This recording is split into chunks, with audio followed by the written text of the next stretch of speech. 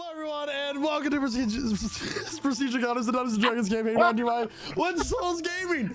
I'm your Dungeon Master, Michael, and we have an exciting session in store for you tonight. But before we can do all that, we have a few announcements to get through. First and foremost, hi. Hi. Hi. Sorry, what is this called again? I didn't think I quite made it out there. Prestige Encounters. Prestige Encounters. No more coffee. So everyone, yeah, first and foremost, a lot of the music we'll be hearing tonight is brought to you by Midnight Syndicate. Midnight Syndicate is a music production group that creates goth, horror, and fantasy RPG music that you can use at your tables at home. For more information, go to midnightsyndicate.com or use the command !midnight in our Twitch chat for a direct and clickable link. Guys, they make theme park music. It's super cool. Are we just begging for a TPK today? Like, oh yeah. No, it's a fun fact. Midnight Syndicate got a lot of really cool. If you know what's coming, might as well lean into it, right? Yeah, right. You guys are about as serious as March to Gladiators, so there's that. That's only because it's always played in the wrong key. Yeah, what is it supposed to sound like? In a minor key. It's so much more threatening in a minor key. Mm-hmm. You find their music on Spotify, watch your music video on YouTube, or even ask your Amazon Alexa device to play Midnight Syndicate right now. Only crits? We do have a sponsorship with Only Crits. Do you like dice? Do you like D&D related items and accessories? Only Crits. Why would I like that? Use the command exclamation point Only Crits in our chat for a link. And if you use the command Prestige at checkout, you get a discount on your dice. We're talking resin dice, metal dice, hollow dice, gemstone dice, so many dice. Gemstone dice. So many dice. Turn off TikTok. So yes, There's a little bit of an echo. we have artwork. All the artwork here has been made by Jeremiah. Jeremiah is our resident artist. You can commission his works by joining our Discord, !Discord, or lichsouls.com/Discord, and messaging him. He is Slimy Rice. That is his Discord username. It's a great time. And yeah, how about we play some D&D? We have a full cast tonight. Yeah, For the first time in like 3 weeks. Been a minute. We broke a lot of bones. Energy. So let's get this fun intro going and get really sad and depressing and emotional as we play Prestige Encounters. That's what's It's always a good time. We're never sad. Everybody, grab your drinks, grab your snacks, as we welcome you to our table where we're beginning tonight's session of Prestige Encounters. And here to tell us what happened last week in his very own words is none other than Cram Gaku. This lab, it's a strange place. It seems overrun and old, but its power, I've never seen anything else like it in this world. I wish we had more time to inspect these mechanisms, learn how they truly work, but 2 months, that's all we have until we die, but permanently this time. The timing could not have been worse. I feel like I've just made so much progress on finding myself, but this is a problem we need to fix first. Where do we even start? I'm not sure. Maybe going over what I do know will help. So Xeraxians had an empire over 1,000 years ago. I mean, we were organic life like everyone else, but something happened and we couldn't reproduce anymore. So we switched our bodies to these metal and wood constructs. We found a monolith, thinking it would ward off the undead. We tampered and experimented with it, but we were fools. It seems to be something much worse. It feeds off the life force of those who have been revived by transferring their souls somewhere we don't even know, and by transferring our souls into these bodies, we had artificially revived ourselves, so we caused our own destruction. And now we have reactivated one of these monoliths, and this is terrible. Well, that is what we know, but what do we need to find out? I mean, where do the souls go after they're taken, and how did I come back if my soul was already taken? I mean, I wish I had the answers, but I fear they will be hard to get get hold of. This all feels kind of like the end. I think my life was just about to re-begin, and now I'm losing it all. I'm scared, no, terrified. This is not fair. I do not want to die again. I would pray to the gods, but Kazma, he stopped the gods interfering with the world, so we'll have to fix this ourselves. Yeah, fix this ourselves. We have overcome so much. I'm sure this is not the end of our story. Thank you so much, Graham. So, where last left off, the party had received a number of rewards from the vault within this lab. They were all teleported outside, and you found yourselves outside the entrance to these ruins back in the forest outside, and it is now nighttime. The sound of crickets and nocturnal animals fill the air around you, as the only light that is currently emanating from where you are is the light spell from Emmeline. What would you all like to do?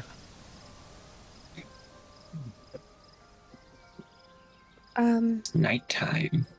I believe, if possible, we should make a little bit of headway in a direction of our choosing and try to find a good place to maybe get some rest if we need it. Do we think that this place is unsafe? I mean, Talia, could you assess the viability of making some kind of shelter here? I can do. However, I do agree with Emmeline. I feel like after everything that's happened, getting a bit further away at least, we're making time to get closer to stopping what's happening to us. And I'm less worried about the safety of this area, more worried about our new time limit. I mean, I suppose we should head back the way we came from. Retrieve the cart, the horses, and this. That As would be well. wise. We will have to head back to Rebellon to move towards the wastes if we are seeking this primary obelisk or whatever we call it. Bitty, are you used to traveling over grass and soil? I have not traveled in over 1,000 years. I do not know if my wheel tread is made for all terrain. Well, I mean, Right. if all else fails, we can put you in the bag of holding. You carry him. I think he's heavy. He's all metal, huh? My records say that you should not make comments about someone's weight. It is considered societal rudeness. You are very correct. I mean, if he is heavy, I'm sure Renatus can carry him. Good, that's decided then. But Betty, let's test out your treads, and we know the path back, I would hope. There is a small flash of light, and across the courtyard of which you are currently all standing, four figures have appeared. The one in the front is a man with this all white hair with these dark brown eyes. He wears robes of white and black with the symbol of a black circle with a white halo on the shawl of this. He has a mace clipped to his belt, not drawn. The other is a woman wearing purple and gold robes with a pointed hat. Her lipstick matches the color of her robes with dark eyeshadow on her eyes, very pointed cheekbones, and a serious focus on her eyes. The third is a man that holds a lyre in his hand. He has a leather armor with a very flamboyantly colored like frock around his neck, very tight pants to go with his tunic that is tucked in. He has blonde hair and bright blue eyes, and just enough chest hair appears from beneath his tunic that is, the strings are very loose to where it shows more chest than many people would be able to reveal. And it comes down to a V as well. And finally is a dwarf. The dwarf has starched black hair and black beard. He appears young, a stone face across his visage with heavy armor and a great hammer in his hands. The one in the white and black robe speaks first. Yes. This is it. This is where I felt the energy come from just a moment ago. I can tell that this is where we've been looking. You felt our natural charisma from that far away? And for the first time, like, he was looking up at the trees and around the area, and he finally rests his eyes down on the party sitting at the entrance of the ruins. And it appears that we're not the only ones here. Hello, I am Lyricus, Father Lyricus. It is a pleasure to meet your acquaintance. Tell me, why are you here? Ah, well, we were seeking adventure and profit and, you know, all those things that adventurers seek when they go out into the wild with the mysterious ancient ruins, you know? So you're adventurers? Yes. Yes, Right. that would be the definition. Mhm. Yes. Yes, that would be probably the most fitting term for this group of idiots. Except for how I she's believe wonderful. She points at We're everyone. best addressed as the Veiled Vanguard. I see. We are also a traveling group. Here he points to the one with the pointed hat. This is Nolseara. The human man with the lyre, Elias, and the dwarf, Berkol. And Sorry, what was the as third name? I missed the unimpressive looking. What's that? Is that a liar? I mean, that's so pedestrian. My name is Elias. It is a pleasure to meet you. Elias. And they say, have you considered upgrading? And she pulls out her beautiful guitar, which is still okay because it wasn't in the bag of holding. You know, this is a newer invention. It has a little bit more string, and she kind of strums the strings a bit.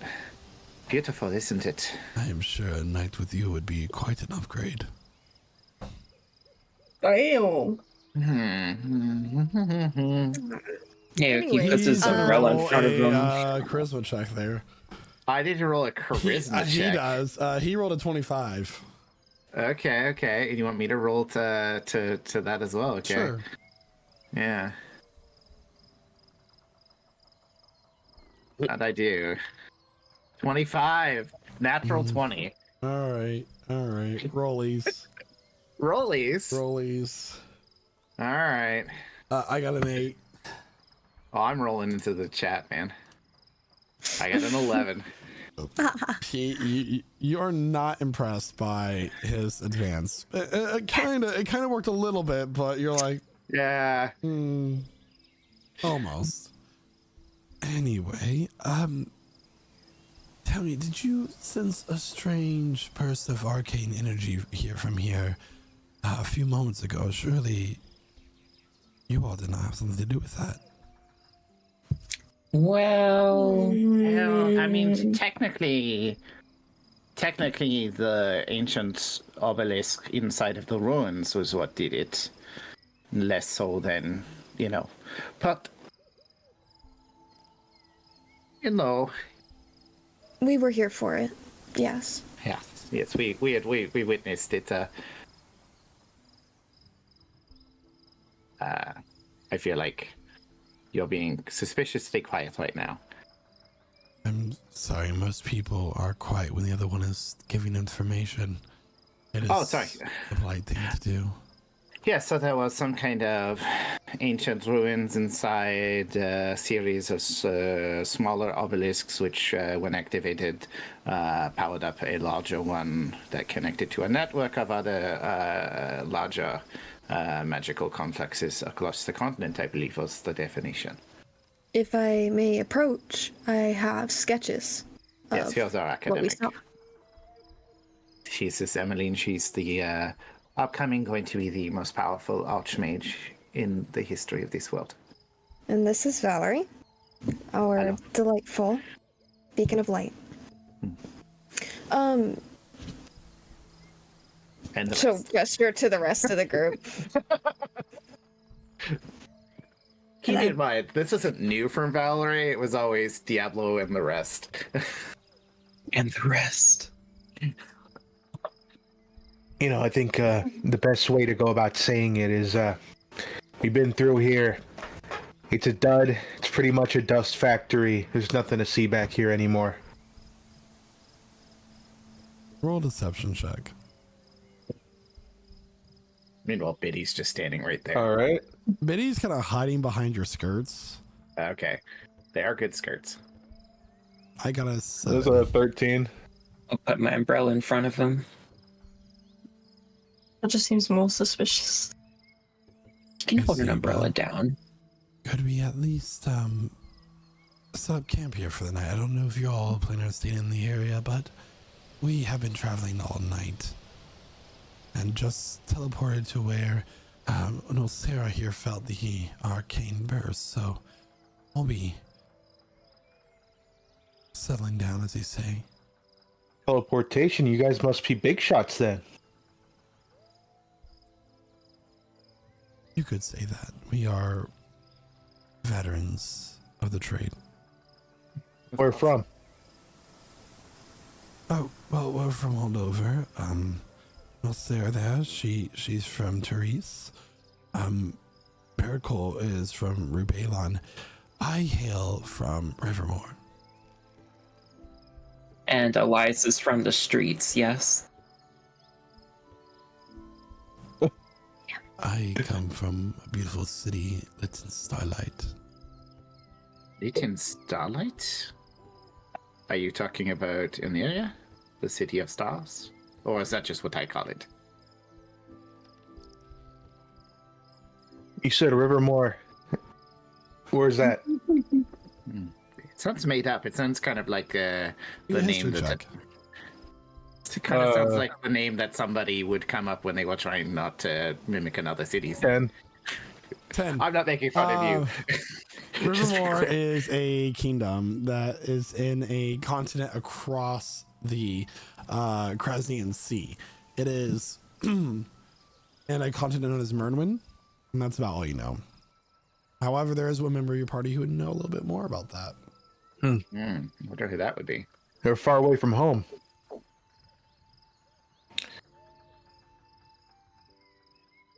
Yes. The will of my God has brought me here. Oh, okay. Razad goes over to where Shelby is kind of, tied up to a tree, I suppose. And I'll just go over and just start, brushing her off with like a very thick bristled brush.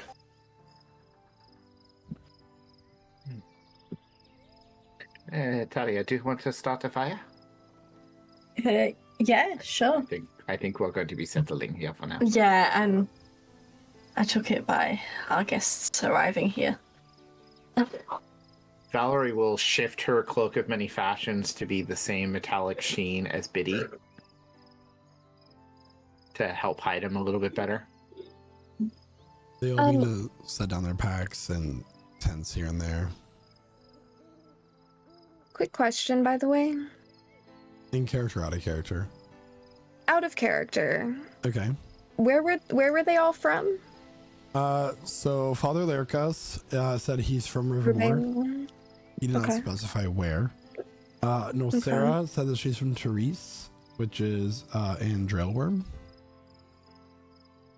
Okay. Elias said that he is from a city lit in starlight. And Burkle is from Rubalon.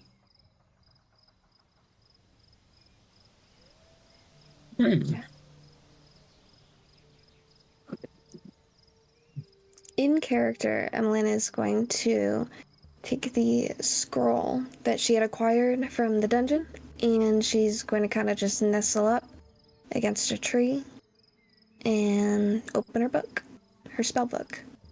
I'm going to spend a couple hours putting that in there. Okay.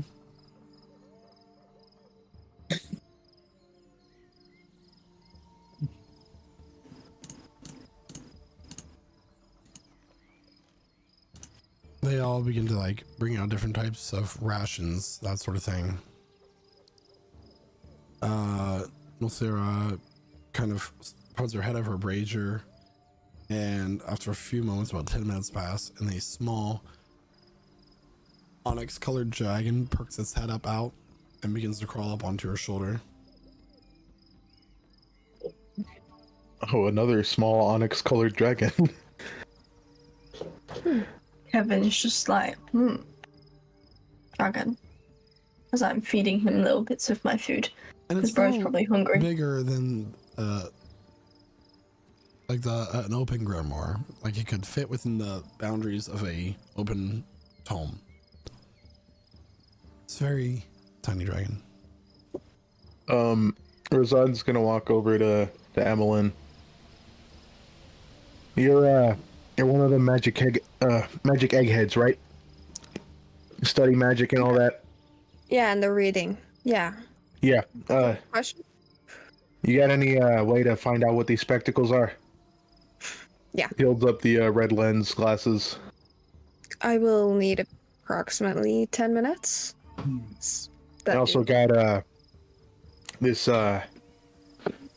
flask.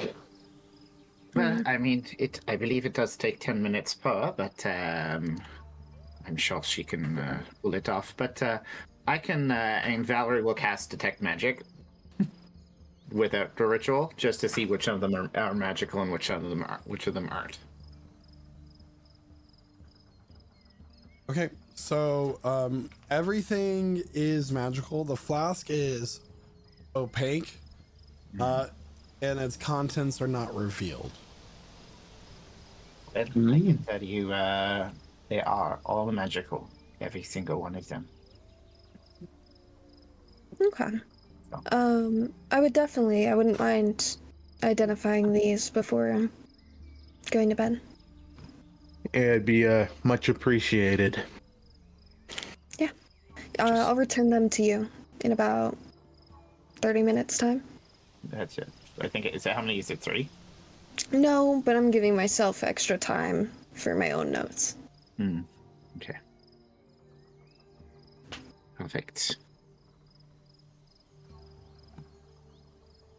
And then, will I would cast- like to cast Identify on both of those, Yeah. please. And she's gonna ritual cast Unseen Servant and just have it like brush her hair while she watches Evelyn work.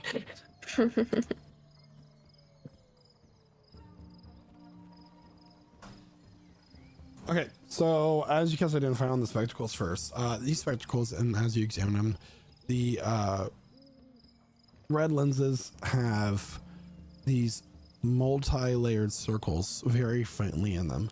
These are known as Eyes of Minute Scene. While wearing them, the wearers does not require attunement, by the way. The wearer's vision improves significantly out to a range of 1 foot, granting dark vision within that range and advantage on investigation checks made to examine something within that range.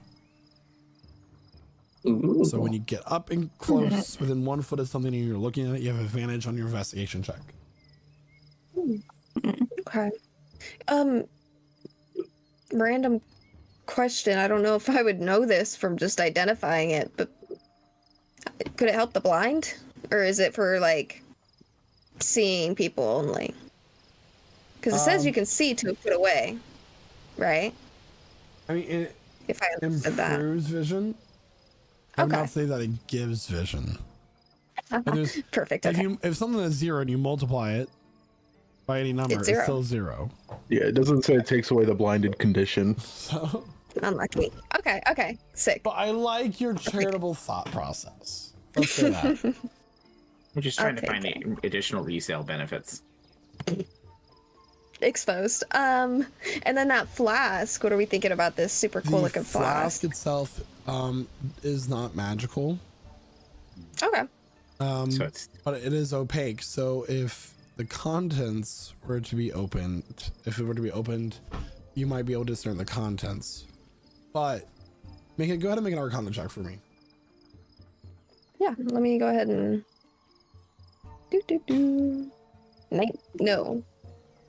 21. 21. You also know that unstopping this might be dangerous, as it could be a poison or a potion that has an inhaled effect. It doesn't necessarily mean negative in all senses of the word, but it can have negative. There is a chance. Identify would not reveal the contents of something you cannot see, or the properties of something you cannot see. I wonder if we should bring this to an expert in magical potions. This could We be do know one. It could just be a really good drink. It depends on how badly you desire to know, Rosette. All right. I don't mind holding on to it for now if we can't figure out what's in it. But those specs seem pretty useful. Yes. And, Certainly for and so- somebody who is used to, let's say, identifying traps, picking locks. It's very specifically useful. Tracking people, all that type of thing. Yeah, That is your whole shtick, isn't it? I wouldn't call it a shtick. I'd call it a profession, but yeah. I mean, and Ah, you right. have been, despite the, attempted kidnapping and murder of a friend, at least agreeable and have kept your side of the bargain so far. So I suppose that should be your share of the reward, I believe. Yeah, I suppose I don't have a choice but to stick around anymore, considering, You're going to die. it's something like that, yeah.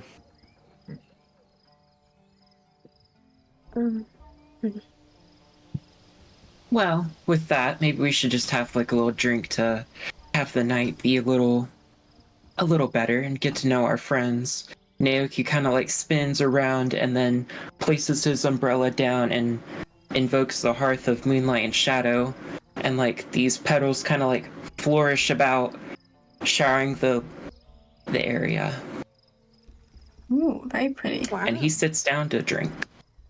Were we also identifying the small ring and the golden amulet with the markings of Dasis on it, or?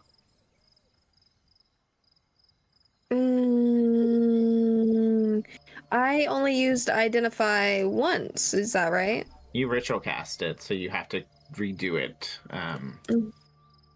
Right. Yeah, Okay. you have to be touching them when you're scanning it. So it's another 10 minutes per scan. I can try.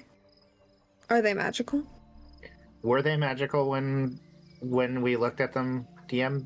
The amulet and the ring, because we preferably. What did the amulet? So you had a golden amulet that had the marking, the god of medicine, on it, and then there was a small ring with a blue gemstone. So your detect magic did signify them as magical. Okay, so they are also magic. So. Yeah.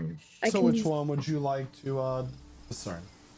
I would say I would go with the amulet first because it's an amulet of the god of medicine, so it's not likely to, first or trapped, right? I'm hoping not, but there was a theme. Yeah. The unseen servant is now combing Emmeline's hair because it's done with Valerie's. the little bit of it from under the hat that it can Yeah. reach. Yeah.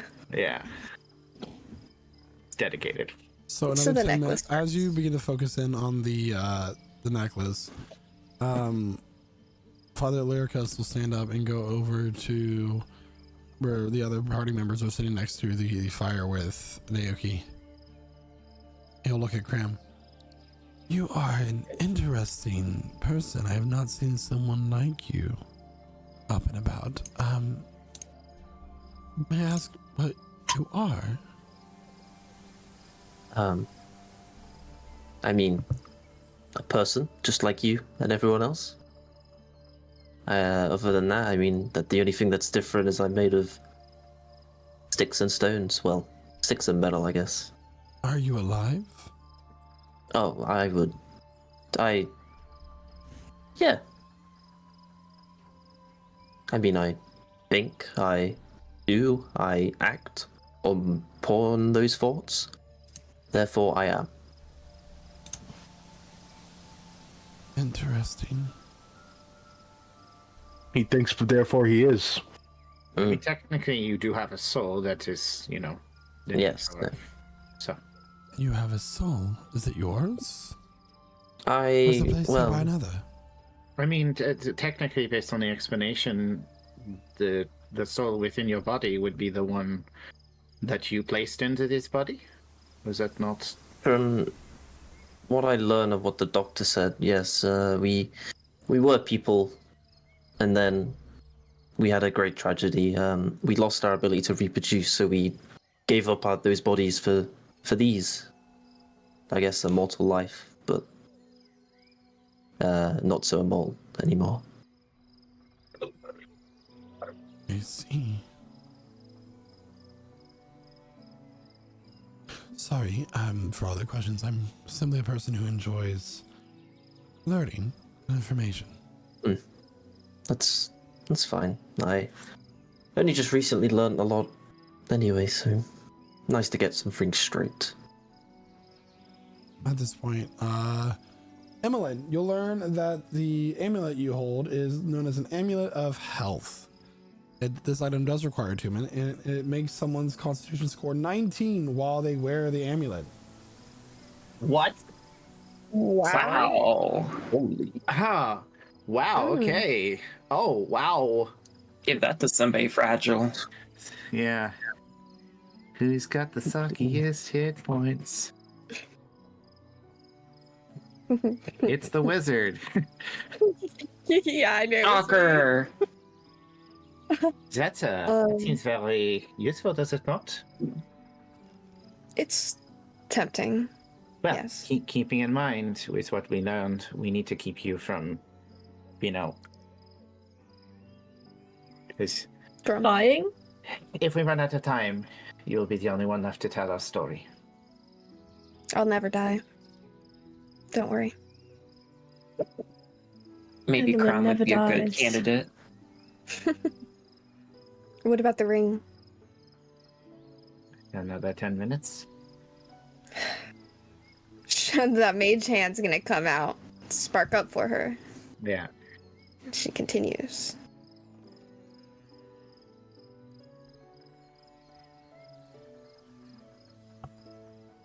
The unseen servant goes off and starts brushing Naoki's hair. Ooh.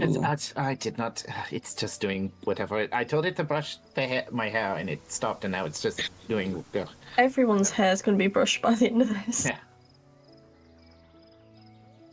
That's a Gonna good make, question. gonna make it braid his hair a little bit, but can't quite do it. So it's just gonna start making cornrows. Oh, you're kind of pulling a little bit there. As Nolseara is, tending to her dragon, reading her own spell book, Elias is strumming on the lute, leaning up against a tree, and Burkle is polishing his hammer. Oh, is he? Yes, he is. They're not much of a talkative bunch. Elias can be in the right company, but it's mostly my job as the party leader to Be diplomatic. He has this warm smile on his face. His eyes have wrinkles from what you can assume to be many years of smiling.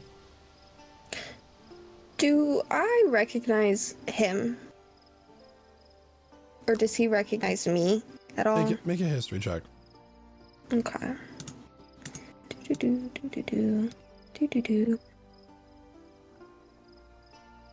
20. Dirty 20. 20. You do not recognize him. But I'll let Renatus make a religion check as well. Oh.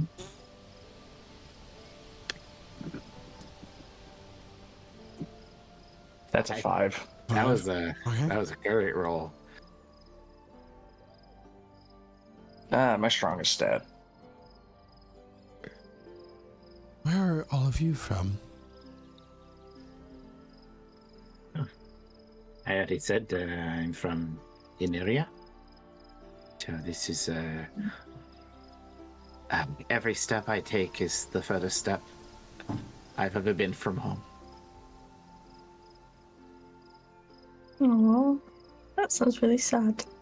Yes, it would be great unless I said that line repeatedly. But yes, no.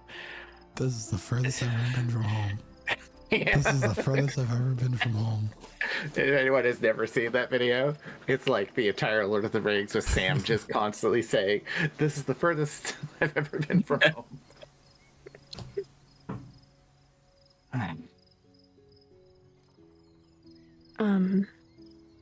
Ellen's just gonna kind of kick rocks for a second. I've been staying in Illyria. Been there for a bit. Huh. I kind of assumed you were from Illyria. No, I'm from yeah, no. I'm from somewhere else. Really? Yeah. Is that all we get to know? I think Just somewhere else? It's okay. If you want to pry, you'd have to make a check against me. She goes, Valerie leans in and whispers, saying, if anybody wants to listen, I'm not really from an area. Also, I was told. No. So, we can keep our secrets together. You're still allowed to roll that, Megan. Or am I actually rolling something to pry further? Or That's up to you. That's up to you. I'm just saying that offer's out there. Sounds like a persuasion check. So am I rolling persuasion? But how? Okay. I believe so, DM. I don't know. Yeah, I'm not guidance. exactly sure what to roll to.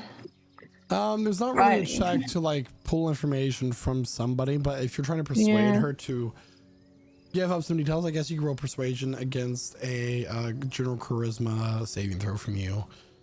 Oh, Emily. okay. Well, Let's go. that went super. Fail. That is possibly as bad as that could have gone for Talia. So Talia got a 6 and Emily got a 7. We both just got literally a +0 on that. So did they just both like completely shut down? She was like trying to push her, and then Emmeline is just like so unimpressed, but just can't. Why won't you tell me? And this poor guy is just watching it. This party leader, he's just watching us be super awkward together. Well, I think maybe we should move on. Naoki, why not? If we're revealing, they said where they're all from, except for Elias with his mysterious city of lit by stars. Well, technically, I don't know where I'm from, but I hail from the Lamel Woods.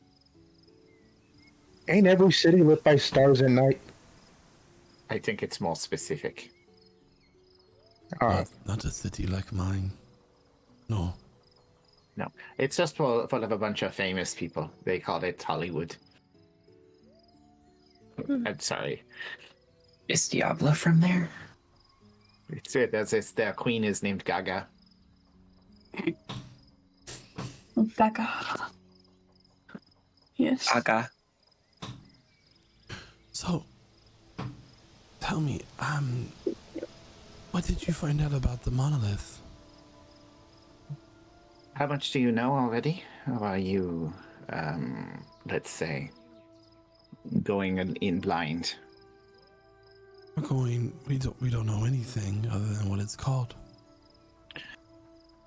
Well, it's connected to a series of obelisks spread across the continent.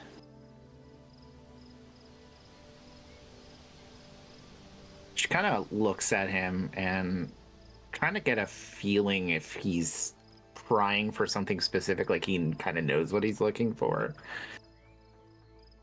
Go Like, to is roll he- for insight. Yeah. Honestly, That's a 6. Hard to read. I could personally really use some help figuring out what this all means. I have Good. sketches here if you'd like to take a look, Father. Question for you before we ask anything. Yeah. Have any of the 4 of you ever been resurrected? Brought back from... They look at each other. We have not. Oh, that's you're very lucky being seasoned adventurers that none of you have ever perished and been brought back by divine grace. These monoliths seem to be drawing the life force from those who have been brought back from the dead.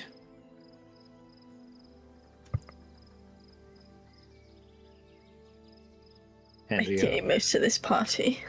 Yeah, well, and so the explanation is that within a certain period of time, which I believe they said was the equivalent of 2 months, that anyone who had been brought back from the dead, including an entire empire, would be, well, by all concerns, dead for good. Their souls would be removed and their bodies would be left lifeless to return back to the earth. And those who died would not be able to be resurrected at all. Mm-hmm. Precisely. Death becomes permanent. It's as if it siphons the soul to, well, it's another dimension, another plane. I don't To know. fuel something else, potentially. Maybe. Perhaps a greater calamity. This is something we could use some outside perspective on. I agree. I think information is important. It's a shame that all of you are being affected by this. If you listen to those who are in power, people across this land have been affected by this for some time. There is talk of a plague impacting those who have been brought back from the dead. Even in area, even the Sangisian Empire, people are becoming less listless, drained of energy. So, what And we have seen you here, all activated the last one, well, allowing I it believe, to affect resurrected people. Accidentally. Oops. We hadn't gathered enough information until the very end. I believe even the Zoraxians themselves were surprised when they activated it over 1,000 years ago.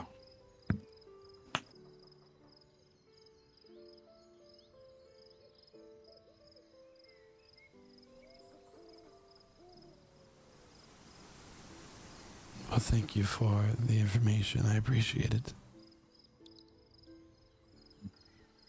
If you continue on your travels and find it imperative to your group, the location of the other two, though not pinpointed, we know they lie farther east. There is one more in the central area. I would say in the Zaraxian wasteland, and there should be one more all the way east, hidden somewhere in the Sanglesian Empire. I believe that destroying one of those could help stop this cycle, but that's a theory. I suspect from a little bit of what I gleaned that the main monolith is in the wasteland, and it is the one that needs to be deactivated to potentially stop this. But we do not know. We're going based off of the information of those who have not been walking this earth for, a millennium. We do have business there anyway. Mm-hmm. So you plan on shutting it down? Hopefully. A lot of innocent people would be hurt by this. Of course, the damage to the Sanglesian Empire is another matter entirely, which some of our companions would be less remorseful if that empire were to fall, but yeah. You can stand by and watch people die. I mean, who's to know? It starts with the undead. Does it then focus on those who are living next when it is not satiated? Does this entire continent become a wasteland?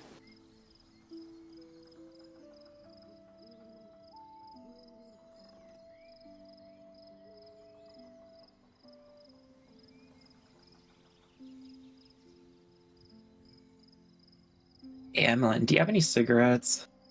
Of course. Here. Can you light it? I don't like touching fire. The unseen servant will walk up and take the cigarette and light it off of Emmeline's cigarette. Does like the mimic motion, breathing in, and then walks over and gives it to Naoki. It's like just transparent, but you know, I'm actually surprised. I only gave it like a partial instruction how to do that, and it did it perfectly. Well, we'd be more than happy to get you as close as we can to the destination in which you need to get to in the morning. Nolseara is a very talented magic caster, and she is capable of teleportation. Ooh. Ooh. That would be wonderful. Yeah. We haven't been teleported since that door lady appeared. Oh, yeah. Door lady? Ask them. I'm not really sure. I was kind of inebriated during that time. What was her name? You know, I don't actually remember. Emily? I just remember her opening a door and we were in Door one lady. place and opened it again in the next. So. Very fabulous. Mm-hmm. And she offered us cake, didn't she? Mm-hmm. Cake would be very nice right now. Maybe Renatus knows.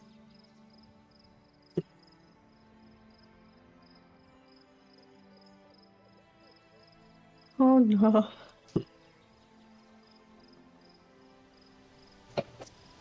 What was her name? Door lady. Oh. He was an archmage. She will now Who was it forever be there? known as Door Lady. I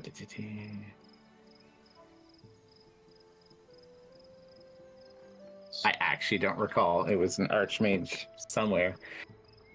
Who wrote it down? That's a great question. Yeah, because we were talking to the head priest of Kresna, but I don't think that's who we were seeking. Well, Because I don't think it was Skiberi Mort if we were looking for an archmage. Honestly, I did not write her name down. It didn't seem important in the moment, so... I will be happy to talk to all of you in the morning. I am weary from my travels and I will be going to bed. Be blessed this evening. Uh-huh. Aw. Good night. Have a good night. Also, Elias is going to cast Lehman's Tiny Hut. and they're gonna go hide in it on their own. And they're in the hut on their own. Yep. Yep. Rosada's gonna lean over to Cram. You know, I never heard of somebody getting tired from teleporting. I mean, I'm sure if you were the one to cast the spell, maybe. I'm not sure. But they I've never also had had, the chance to do it. they'd also pointed out that they were journeying all day and they teleported Yeah. when they sensed the magic. I mean, I was going to say they may not have teleported everywhere. Yeah. Most of it could have just been walking. I don't know Very the workings true. of this spell. They might actually be able to hear us. Maybe, but I'm sure it doesn't matter. I mean, they don't seem very dangerous to us. You know what they say? I don't actually. I've only been back a few months, remember? As far as we know, they could be safe. As far as we know, they could be safe. As far as we know, they're actually all in disguise and will get up and kill us in our sleep. So, You know, Huh. teleporting may be convenient, but I don't think you can beat the nice journey you get from riding on the back of a mount and just experiencing it all. I mean, teleporting definitely doesn't leave you with a sore bottom, so. It does consume like a lot of mana, though. also, I hear that it can be a very dangerous proposition. Ambassador, are you able to get a sore bottom? I mean, no, but splinters and whatnot, you know? You could get Other people scuffed do. up, you know? Are you Or you can- worried about giving splinters to the horse and or Schnagel and or giant capybara and or other type of mount? That is correct, Biddy. That is very Capybara? considerate. Thank you. You know, I'm sure he could get a sore bottom if somebody kicked his ass hard enough. Oh my. Wow. Mitzi Okay. wonders if he can experience pain. Someone kick his Rosette, ass. will you throw a boulder at Bitty's face? I can't pick up a boulder. Kick his ass. Boom. Listen. I don't think we've installed that mod yet. If you want, I could kick you. I could kick you for free.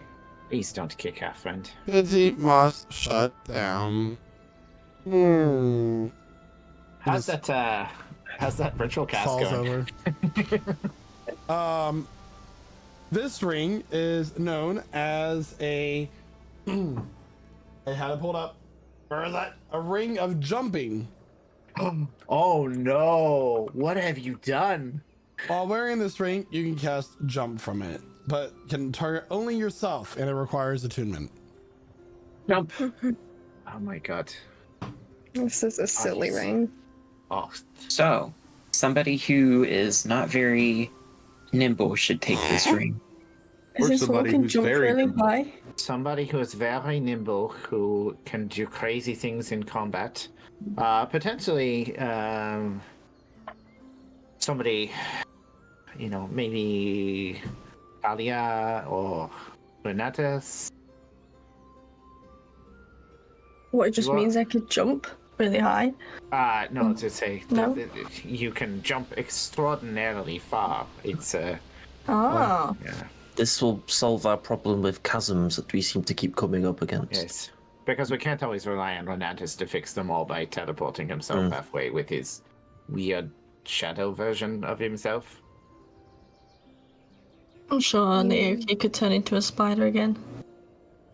What's your... You seem excited. Hmm, Also, think about this: you jump really far in mid-air, you fire an arrow off, like, you know, Hell yeah. ooh. Hell and yeah. then Emmeline casts Featherfall on you while you're falling, and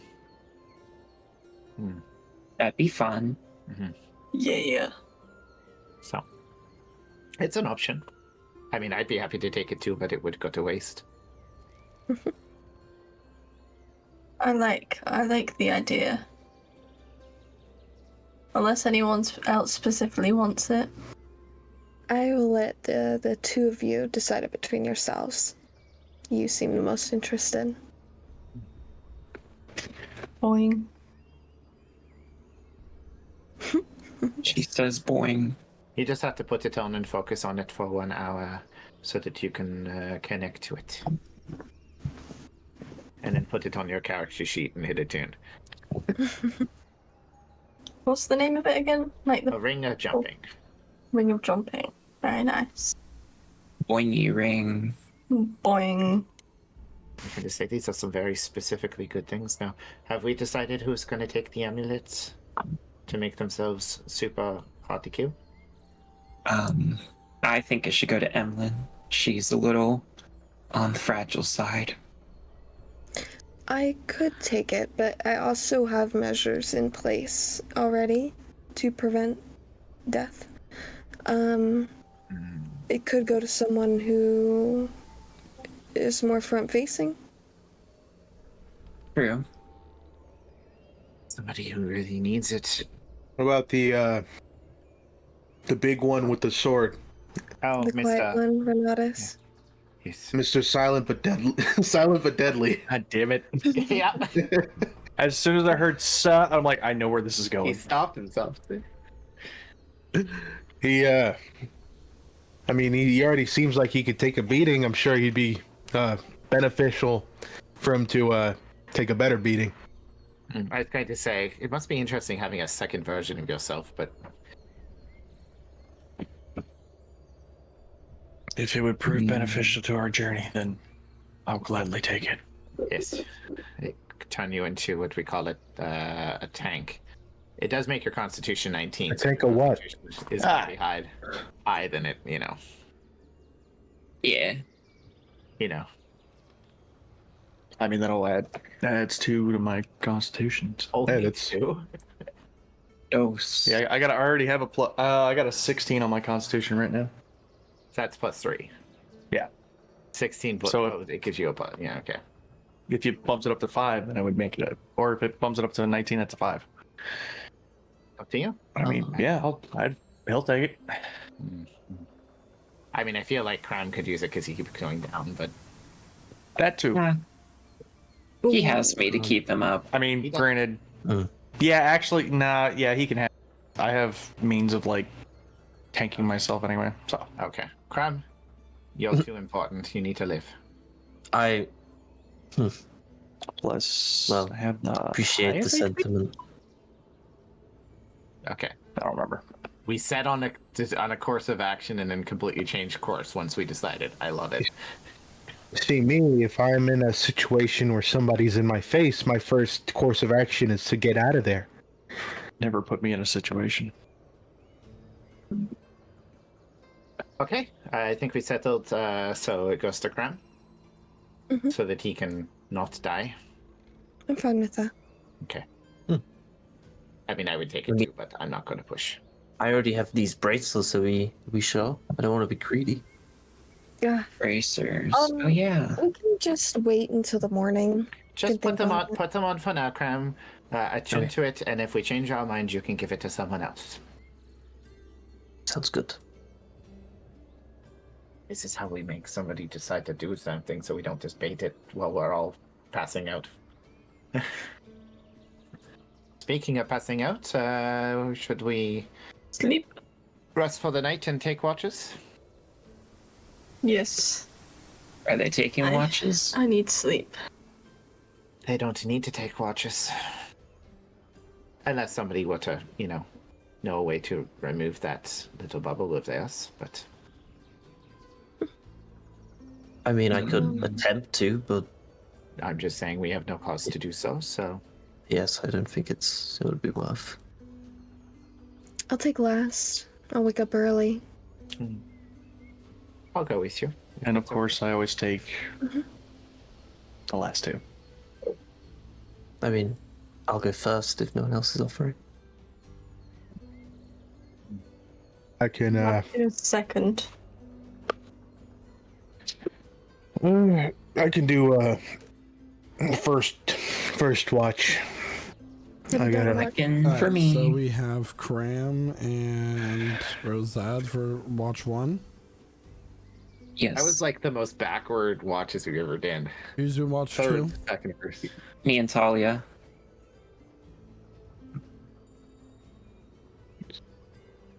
Renatus was awake for the last 2, of course. And then the lesbians plus 1. Wow. TikTok, Expo. sorry. And with that, the party can start resting, and it's Cram and Rosad.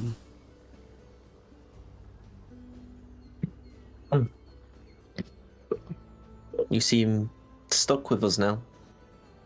Yep. You don't sound too happy about that. Oh, you want me to be happy when I learn that I'm gonna die in 2 months? I mean, you're not the only one. Yeah, but I'm included. I do understand where you're coming from. I mean, I wish we had more time. It's not a long, but it's all we've got, so we've got to make it. There's no point of being grumpy. Listen, I'm grumpy for more than that. I told my bosses I was bringing you back, and that was a lie. Although we're good for now, it's just a ticking time bomb.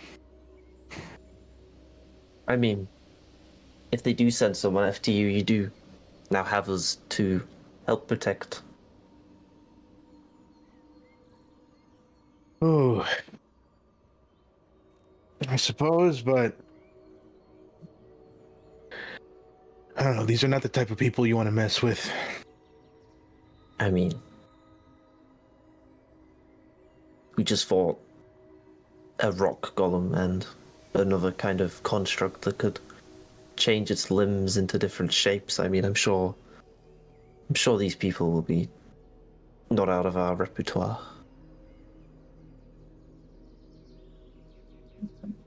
I don't know. Listen, they got plenty of guys stronger than me. They like me because my kills are clean. I can make it look like an accident. But they've got some pretty nasty folks.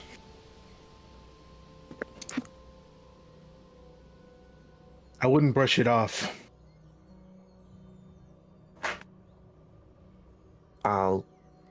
I'll keep it in mind. Yeah, Who I'm knows? sure we'll run into somebody eventually. I mean, who knows? These people could have been sent by them. I'm pretty good with faces. I think I'd know. Right.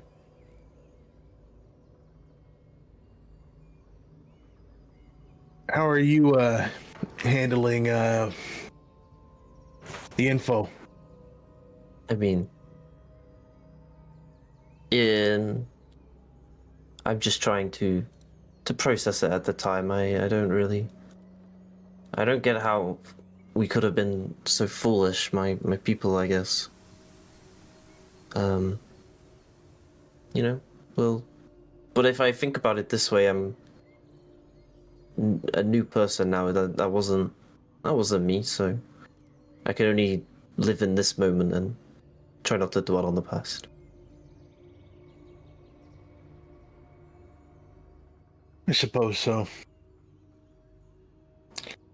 Can't argue with that. I mean, I can't imagine how it must be knowing that you are, a person made out of normal people stuff instead of wood and metal. It's crazy to think about. I mean, of course, yes. I'm not sure though if I want to think about it. I mean, this is my form now, and I think this will be my form for the rest of my life. So I should probably just forget about it.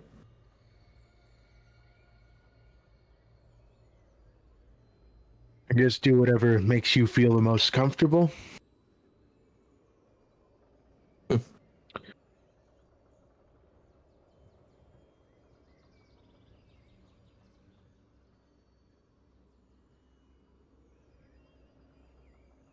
Rosad will, tend to Shelby for a little while, but he'll keep an eye at the encampment area. So nothing happens during your watch. And if you guys are ready, we can go over to Talia and Naoki. And Renatus wakes up as well. Can I get a perception check, please, from somebody with advantage? Yeah, add +5 to your perception. That would be your perception. That you had +5 No, it's to. everyone. Oh. I mean, I got a +4, so. I've got a Already. +5 just as it is. Oh, well then, by all means, make it a +10. Awesome. So that makes it to a 19. Okay. Cool, yeah. Can I spend this time attuning to my new ring then? Since you said it Yeah. takes like an hour. Takes 2 hours, I believe. 2 hours. Right. 1 hour. Some time. So it takes some time just being like, shh, it's okay. You're mine. My I'm precious. sorry. Sorry, guys. He's Oh. watched 1.5 of the Lord of the Rings movies, so he hasn't even Yes. seen the Battle of Helm's Deep yet. Wow. Stop calling me out in front of people.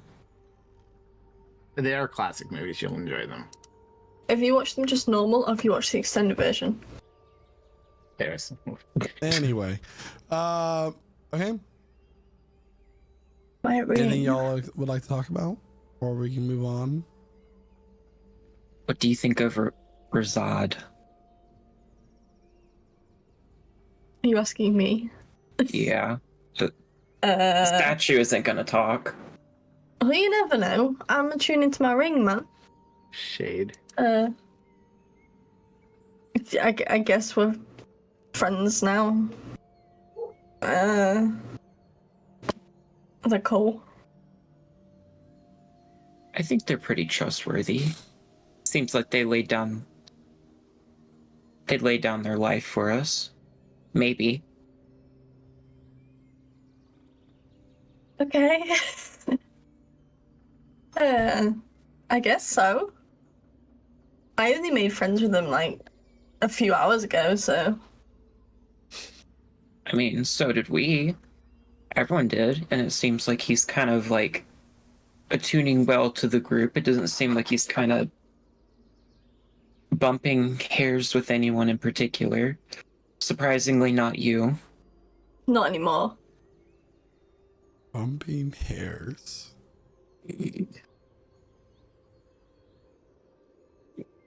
Okay, I'm just gonna carry on attuning to my ring.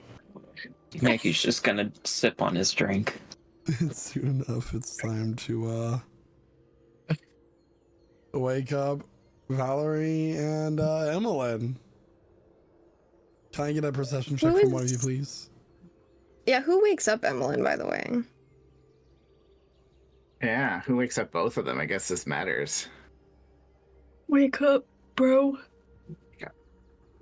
Wake up. All right, Or Talia. brush, put a little makeup. Wake Try up! to narrowly Emmeline's gonna startle awake and just kind of Please like don't stab me. throw punches for a second before she settles down and sits up. Oh, jeez. Good morning. What was that? Is we under attack? Nope. Okay. Whew. Good. Talia's ever graceful self. Thank you. Okay. You're very welcome. Go to sleep, you two. Venatus, you were talking too much. I could hardly see. Emmeline will spark up. Okay.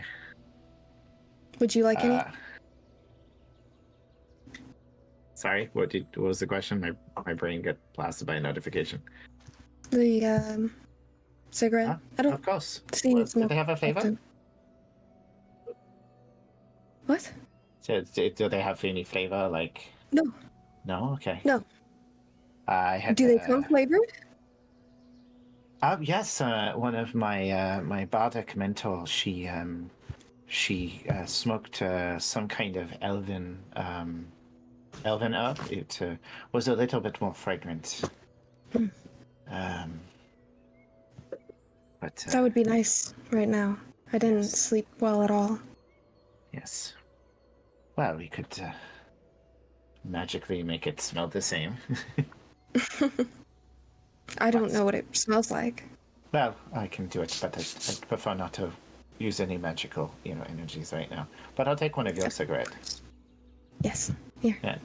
Yeah. She starts smoking it, and she looks like somebody who's, watched somebody smoke but doesn't really smoke. So like a little smooth. It's good. Mm-hmm. Wow. It's a little bit of Effortless. eucalyptus in that, or No. you should put some in. It would smell very good. I She's will like consider trying to look cool. Emily's just kind of sitting back watching, like. Yeah. Yep. Oh, this is good. How do you feel? Besides the, I mean, In like inside. general vibes, or like when West needs to roll perception, so I'll do it. It's an 8. Okay, it's good. Valerie's distracted. We are both very just talking. Did you roll with advantage? No.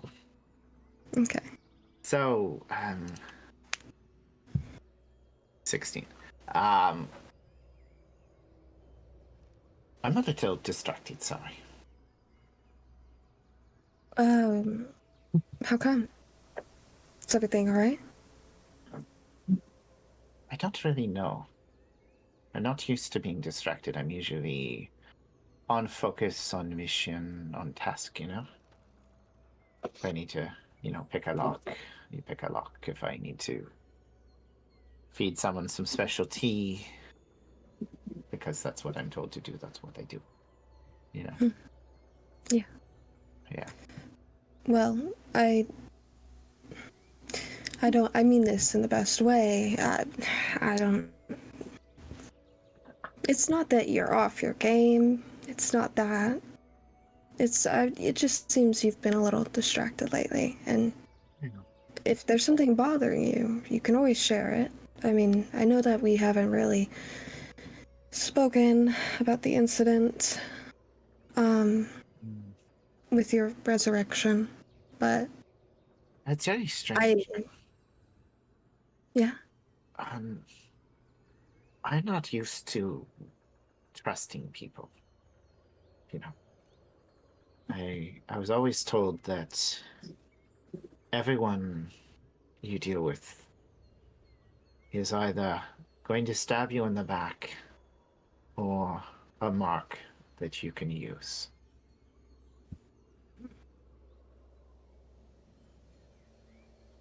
And I find myself in a strange position, starting with Diablo, of wanting to keep you all alive for more than just your usefulness.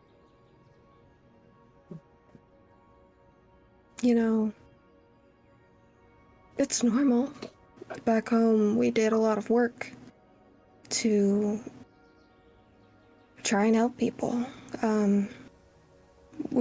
We bury a lot of people. Oh. That's mainly what we do. Cemetery services, but... So you went from burying the dead to studying the dead?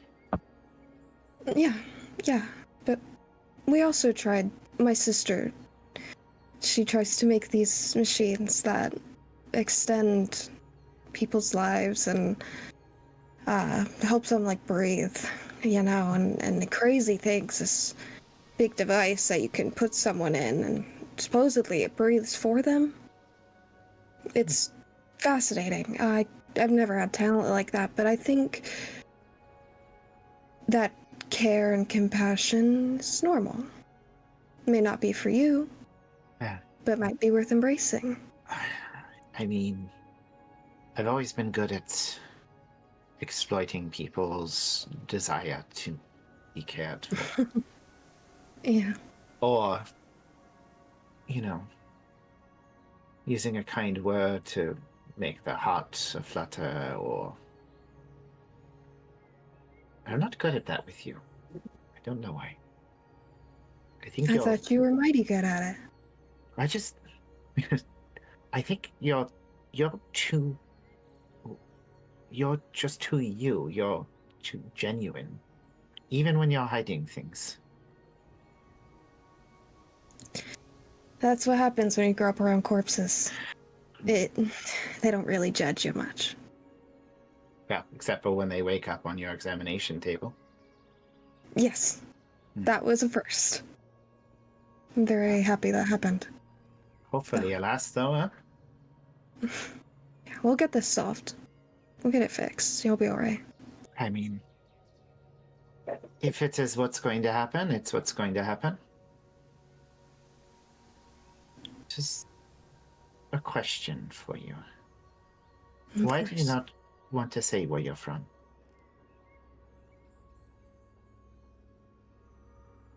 I don't know. I just don't feel, based on the group's comments, that they would appreciate where I'm from. Are you from the Empire? I'm from Rivermore. Rivermore? That place on the other... My father's from the other continent. Yeah. But why That would is you... where the tier of Tumuli, that's where it all fell apart, It's that not continent. it's not the fault of the people from that land that a battle between gods happened that destroyed the world as they knew it and reforged it. I mean, you're not even really old enough to even be blamed for it, are you? No. But perhaps I mustn't complicate the waters and the relationships. I don't think anyone here would know or care where you're from. I think people only care about you. Says you. Yeah, I do care. This is serious. Yeah. Where are you from?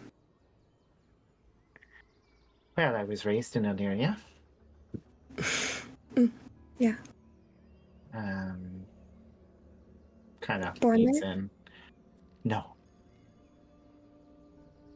My uncle told me once I was born in a very dark place.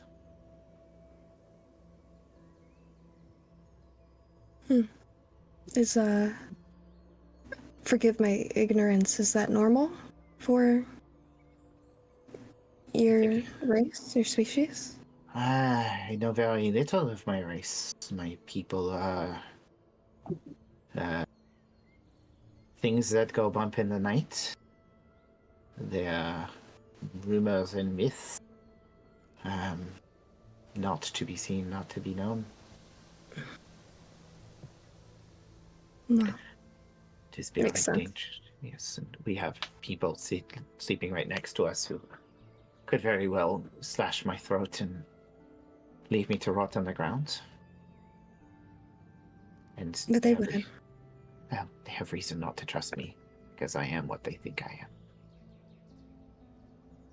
You are what you make yourself to be. I think you're scaring yourself a bit. I would love to be the person that I make myself to be. Because I really I love it when people dance and smile and sing. When you dance and smile and sing. Mm-hmm.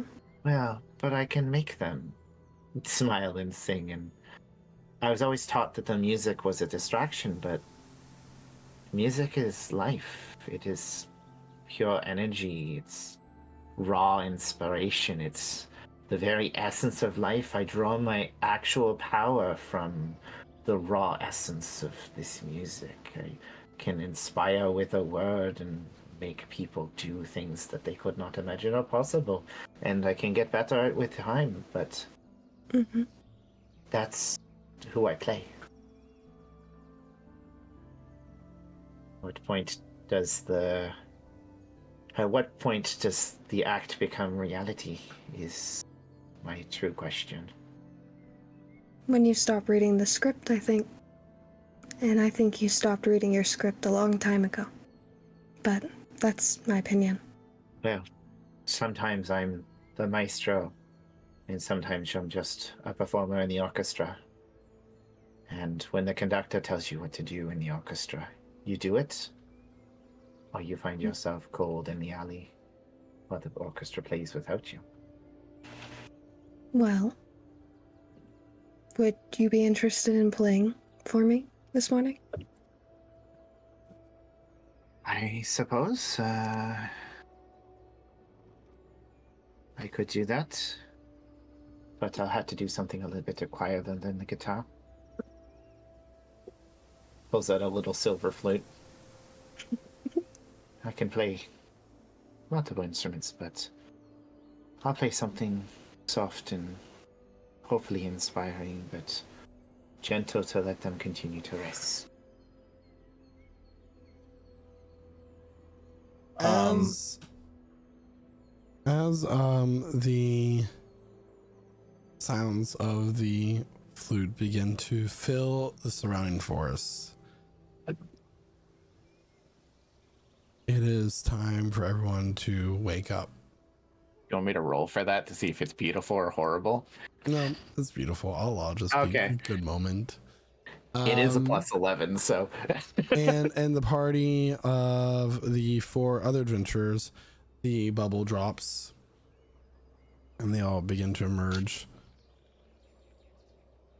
Good morning. Good morning. Good morning.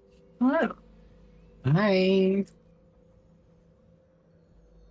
I trust that you are all ready to set off then. After all, time is ticking for each and every one of you. Yes, I believe so. Very well. Nolseara, will you be so kind to give us a way to go to the wasteland? You may all mark your character sheets for a long rest, by the way, in case you have not done so already. Sweet. Yep. Well, Yay! Rosad wakes up. He's just like, "Ugh." And it's just, she's still playing this beautiful flute. And then he reaches for his water skin and swishes it around in his mouth for a little bit, spits it out, and he lights a cigarette. Nolseara, from her hat, she will take it off. You know, the brim is circular, and she will throw it in front of her. It'll start to spin, and this gateway will open up from her hat. That's really cool. Yeah. Ooh. After you. Does it look like the wasteland? As you're looking through the gate, what you see is a desert mixed with it's a mixture of like red sand and stone.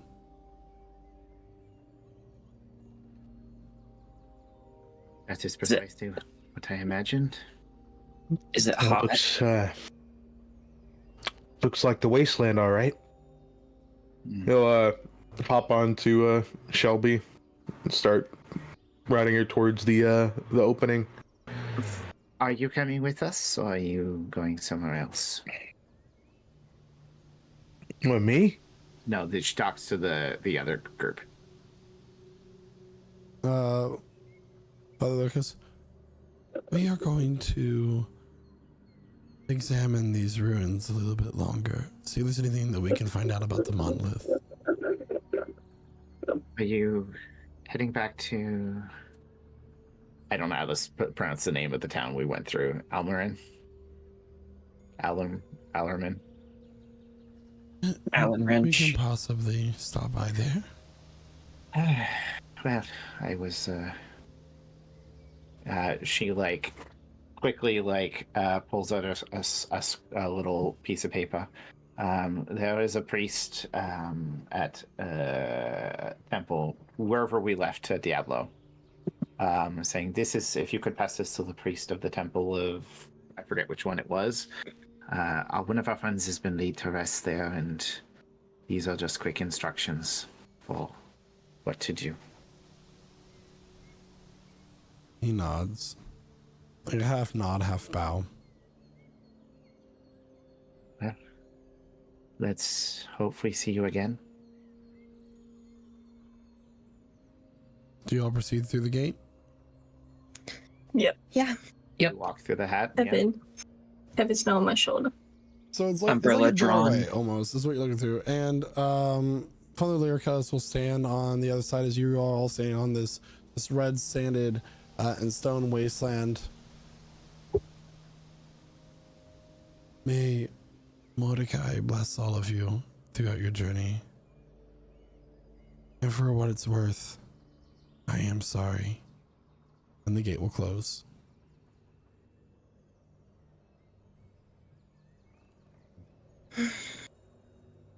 Well, Wow. Is it hot Well- here? It is moderate in its temperature feel. It is warmer than the weather that you've been used to. It feels like spring, summer ish. Where did it drop us on the map? Just curious. Like, are we like anywhere specific? Talia, would you mind helping me a bit? My navigation's rusty. Yeah. Which is north and which is south? I know you're supposed to be able to tell off of the location of the sun or something, but it's lost on me right now. Is that like moss on a tree or? I was gonna say, is it fully just like desert? Is there anything else? We can presume it's still the same time of day, so we should know by the position of Yeah. Alnor. Should we not? Wait, I didn't really see did like Scianos rise on one side and Alnor on the other? I don't know. I never read a book about that. Yeah, could probably find out. Yeah, we should ask a cleric that sometime. Like, did they set one after the other? With the days sure and all they'd love that? Go that ahead question. and make a survival check there, Talia.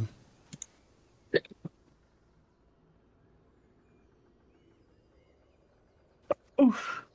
11. 11. Is it Looking with around. advantage or no? You're looking in your surroundings. You're looking around this landscape, and as you're like looking into the horizon, you see this reddish brown haze.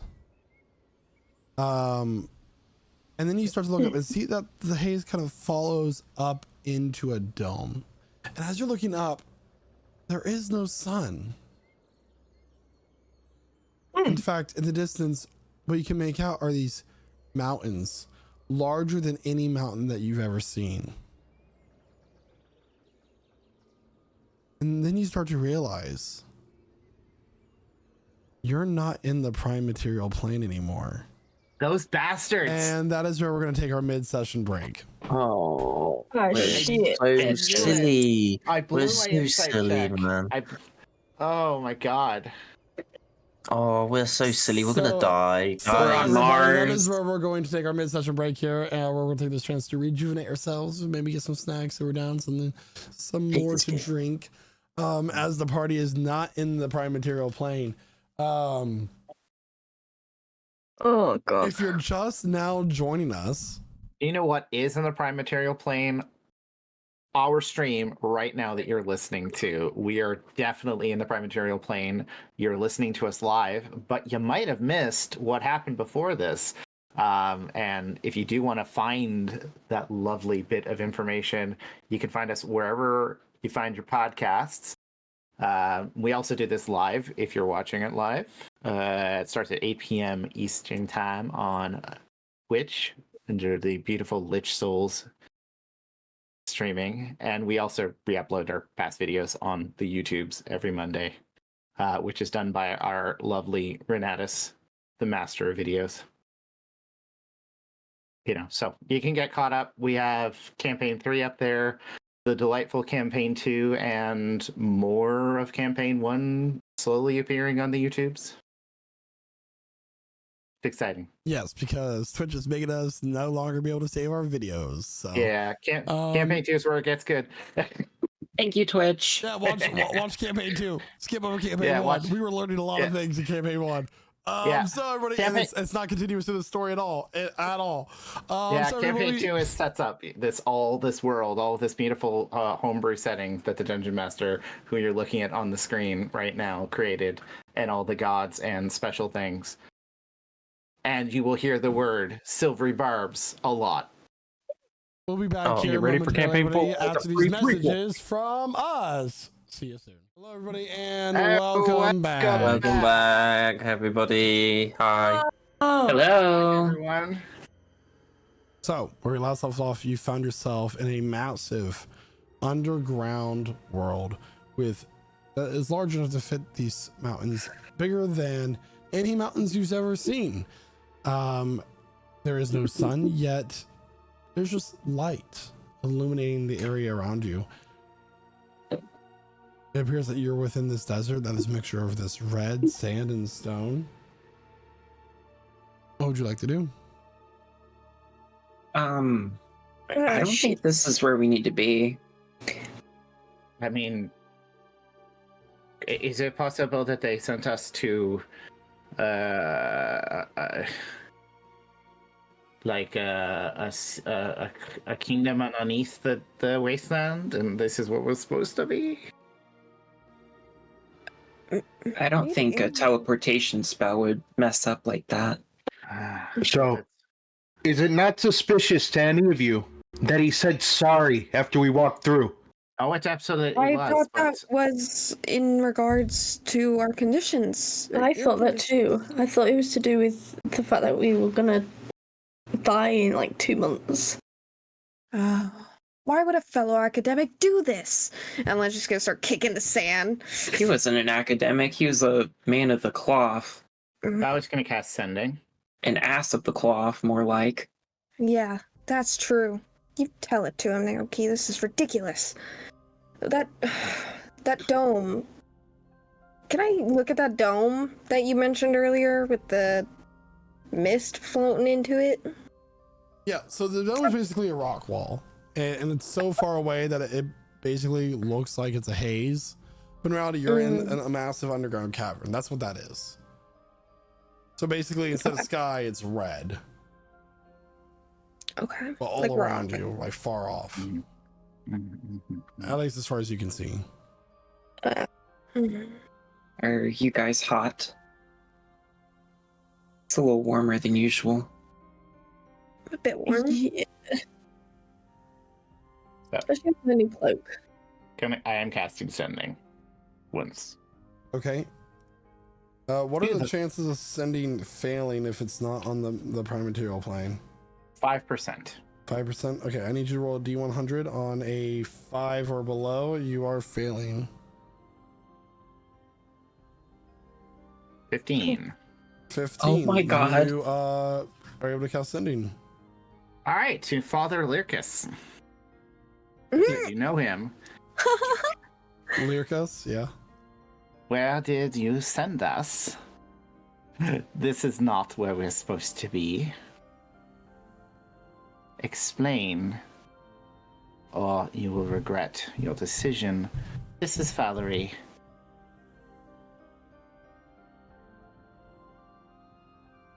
You bitch. Send that text message. I am sorry. Do not take it personally. But this is what Mordecai would have wanted. Resurrection is a way of cheating the gods. I'm sorry. Yeah, your god's a bitch. Not that he can hear that. Says the cleric. She Isn't that their literally- whole thing? Valerie just like did some like magic casting, which if somebody was able to see could see if she was doing that, talked, and she goes, so they definitely fucked us. No explanation, but None at all? well, they sent us here because their delightful god Mordecai believes that resurrection is unnatural. He's unnatural. He's a god. The implication, of course, being that they have purposely sent us away from our destination so that us and all those who are going to die from the monolith will be doomed. Oh, if I catch them again. Right. Ooh. I do wonder if we are affected still if we're not on the same plane as the monolith. Are we? Did he mention where we're sent? He did not. He was apologetic for sending us to our doom, but no, he does not seem interested, and I do not have the ability to send us back. Do we feel differently now that we're here? Like, is the connection broken, or do we feel... At the moment, you do not feel any differently than you did moments ago. I think we should still run on the fact that we only have 2 months, but Let's certainly hope that we did not end up in a plane where time does not function normally, yeah? This doesn't feel like the Feywild. I mean, it certainly doesn't feel like the dark courts of the Fae. It does not match the description, does it? Does this seem like any place that Valerie has ever heard about, any plane she might have learned in her Make an studies? Arcana check. Gonna figure out how much her education is worth. That's a 10. It wasn't worth Not much very on this much. subject. Not Ugh. quite. Remember, you don't have enough information to go off on. I am. I don't even know where to go. We should look for some sign of civilization.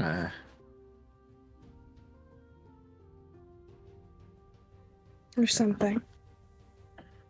is it worth maybe messaging that mage in Elnira, a moral Tamblish, telling him where we are? He might be able to help us. That's actually a good idea. There was a chance that it will fail, though. I mean, he seemed powerful, and I mean, we did help him with the other things, and I'm Okay. sure I might be worth something. I don't know. You got Okay. this. So can somebody, just because I'm going to do this off the cuff, count my words for me, because I can only say 25. But first things first. She'll still say the words, because she still casts the spell, it's just whether or not it actually works. So another 2nd level spell. Or actually 3rd level spell. Okay. Archmage. Technically 1 word. This is Valerie. We discovered a monolith in the wastelands that is draining the undead. How many words do I have left? 6. We're all showing Yeah, different You got things. nine words. Nine You words. got 9 words left. We've been sent to a plane underground red sun. You got red. Red. Yeah. So now I gotta roll to see if it does anything. That's an 80. Woo! A Message. Give us an few, extra a words. few moments pass. Valerie, it appears you found your way into Gaelan. Beware of the earth creatures.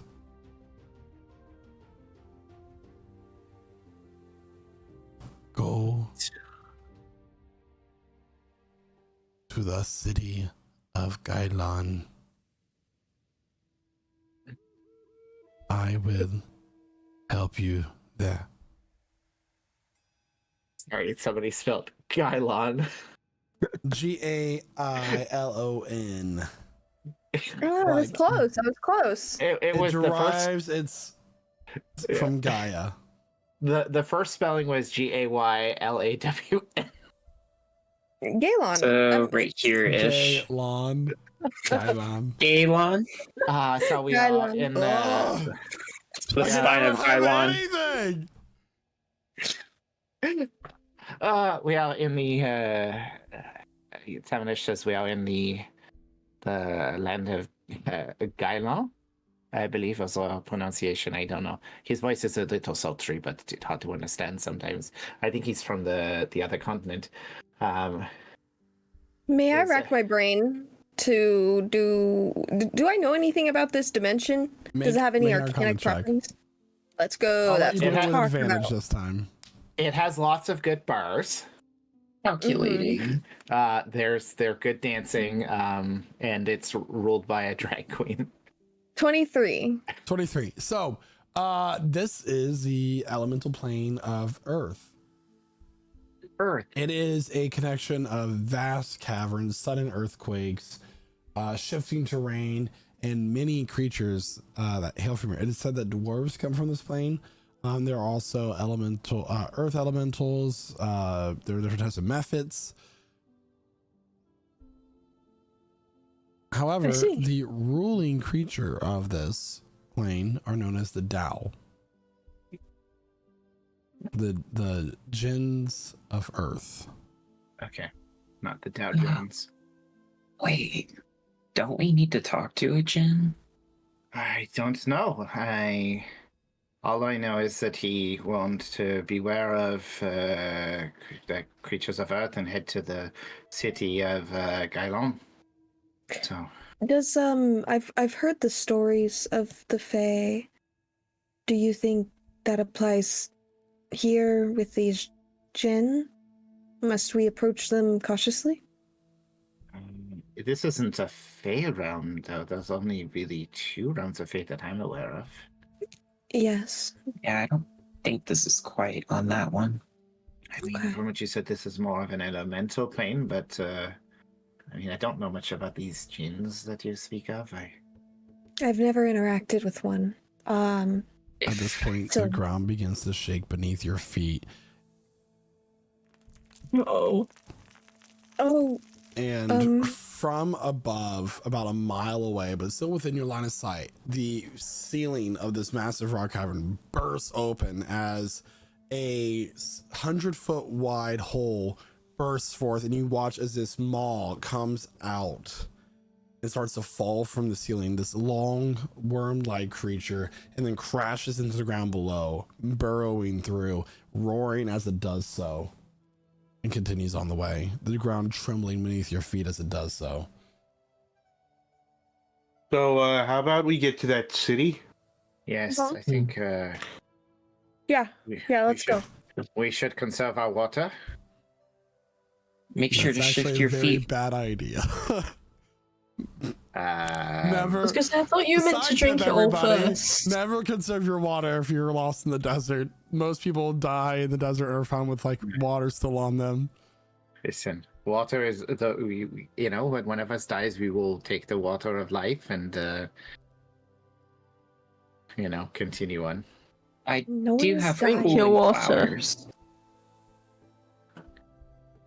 I mean, Yep. it's all You have what? well and good saying, let's go to the city, but I don't know about you guys. I don't know where to find the city or where exactly we'd look around. It's sand for far as the eye can see. Would the elemental plane mirror the material plane in any way?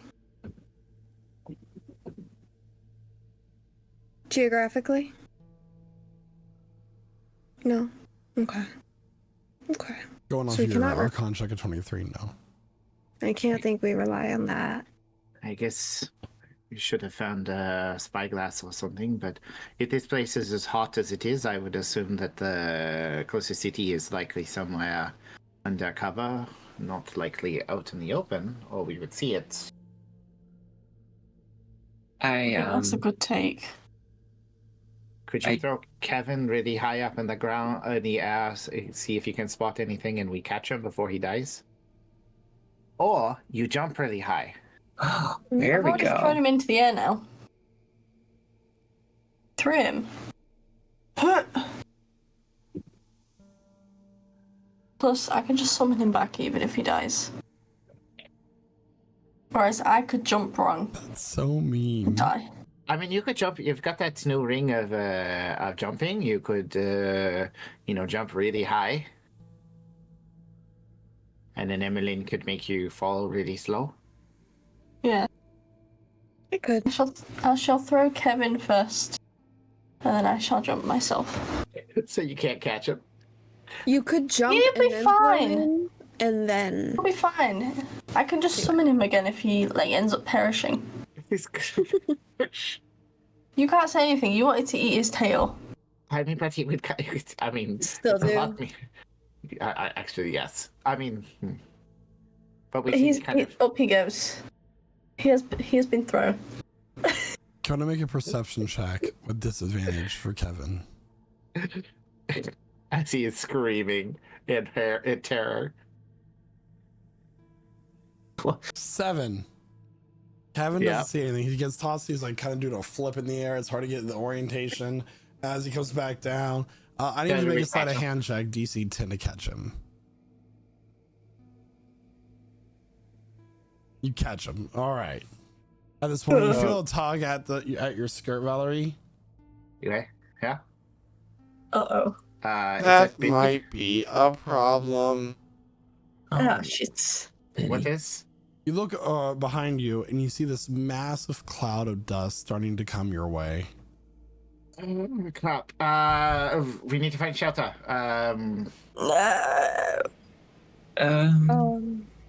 look around quickly. Are there any stone structures? Are there any pillars of stone around us? Make a perception check. Okay. Valerie will help. Perception check being made. With advantage.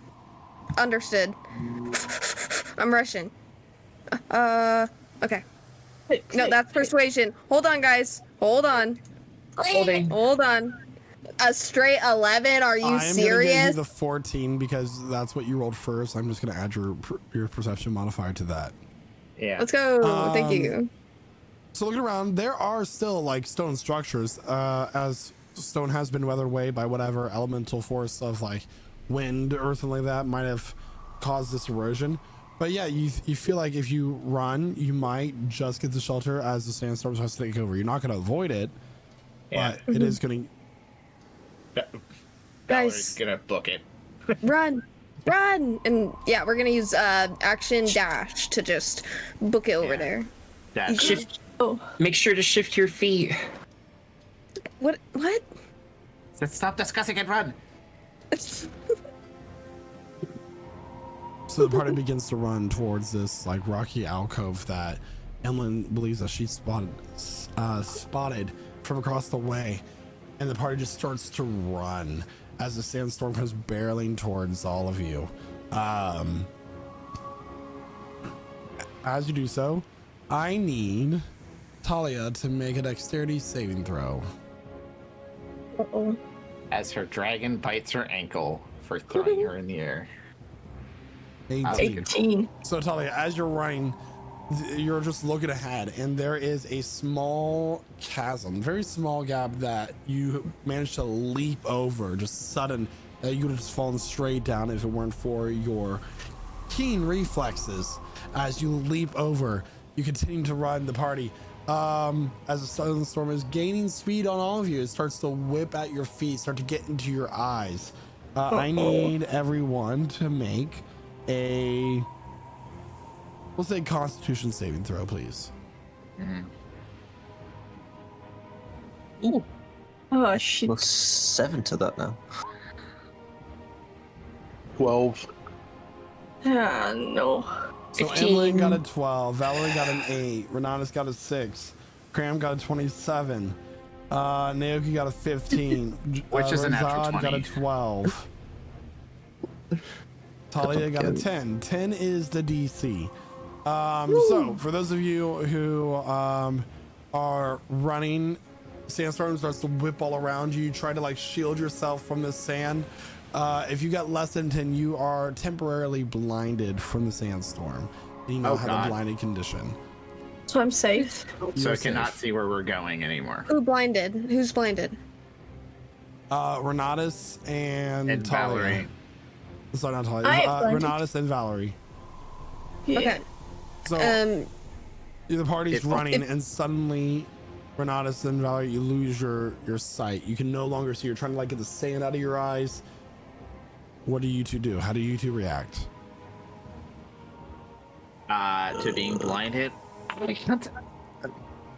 Help me. She's like panicking. She's like forgetting which way to go at first, trying to go the same direction, but she clearly looks lost. Is Renatus stumbling as well and kind of lost as well? Yes. I'll say yes because I don't have a reaction. All right. Excellent. In that Oh, case, wow. Emmeline's gonna turn heel after hearing Valerie's call of distress and call it to the rest of the group. Someone needs to help Renatus, and she's gonna. Make we a move perception towards- check to see if you can see Valerie. I need a perception with it. disadvantage. And I'll can take it. we react to the voice and hopefully head towards the voice? So 14. 14. You turn around and you see Valerie and Renatus kind of like stumbling together, unable to make their way in the storm any longer. You call out to your party members to say, go after Renatus, and you go back and you manage to grab onto Valerie and Renatus both and start to go through the storm together. I need from the three of you, Emmeline, Valerie, and Renatus, a strength saving throw, please, as the wind is pushing against you. As the rest of the party just makes their way into the shelter. Ooh. It's not Ooh. going well. Oh. Yeah, Uh-oh. as well as I thought The it would. three of you are going to gain 1 level of exhaustion. Okay, I can handle this. So Can I that did see them? change. That did change. In this edition. I probably should update that in the interface. So, well, I think it's the same in how the interface has it. Disadvantage on ability checks is what I see. Oh, Well, this is a really annoying. not that it matters, because since we're blinded, we automatically fail ability checks. So. Wait, sight ability checks. Oh, So, I didn't read the next line. D20 rules include ability checks, saving throws, and attack rolls. Or disadvantage. Level 1 disadvantage, yeah. Okay. Yeah. Okay, cool.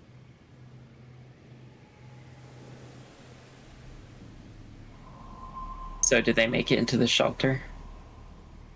Yeah, so at this point, they're exhausted, like they're tired, they're breathing heavily, but they just managed to break their way into the shelter, shielding against the storm. And when I say shelter, it's really just a rock face that you guys are on the other side of from the sandstorm, like whipping around you.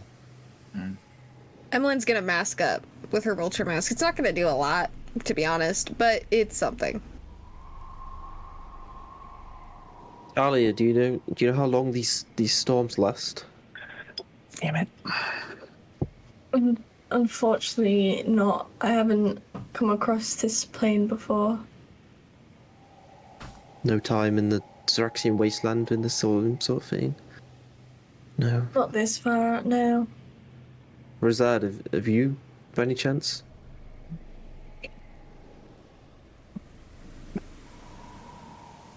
Sorry, what was that? Have you been in a storm like this? Do you know how long they last? Not over here. I mean, a storm in the wasteland's a little bit different than this. This is So troubling. Let me correct. So exhaustion. For every level of exhaustion, you get your roll for D20 reduced by 2 times your exhaustion level. So any D20 roll is -2. Okay. Your speed is reduced by 10, and that is it. Okay. Oh, We'll get okay. that fixed. So for every level of exhaustion, your D20 rolls are reduced by 2 times your exhaustion level, and your speed is reduced by 5 times your exhaustion level. So you guys are currently at level 1 exhaustion, so 5 speed is reduced, and then 2 is reduced from your D20 rolls. And then if you get to level 6 exhaustion, you die. Sweet. Fine. Valerie being blind is just literally both hands holding on to Emmeline's arm. We should try to huddle together, if we can. She's gonna try to like shout above this roaring sand wind. I can't see. It's just sand. It's okay. I will say that the Schnoggle is completely unaffected by the sandstorm. Yeah, Razad's just leaning up against Shelby. I assume she had some sort of natural resistance She to has double eyelids sandstorms. like a camel. Yeah. I'm gonna put a hand on Valerie's shoulder and cast Lesser Restoration, which ends the blinded condition. And then I'll do it on. We have to, I assume still we're put not some as like well. water in our eyes to get the sand out. Yeah, sure. Water would have worked, but yeah. 2 spell slots. I'm gonna do that anyway. That's fine. No, I know. did You that. already said that you did it. Yeah. Water love is it. limited.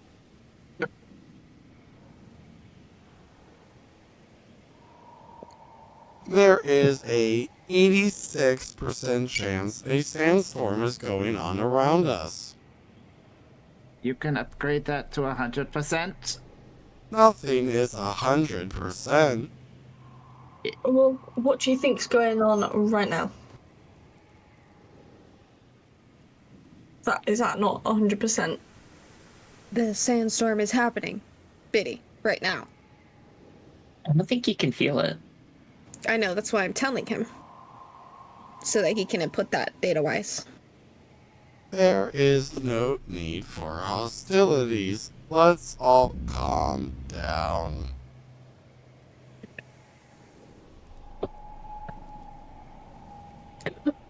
Is this gonna end anytime? She's gonna like try to settle into like this corner of the rocks.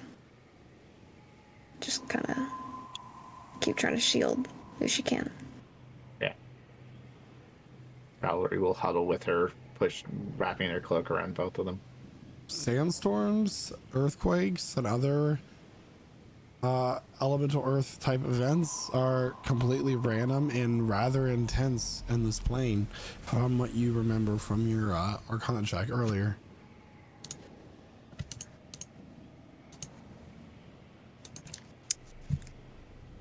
Yeah, I don't have a great solution right now.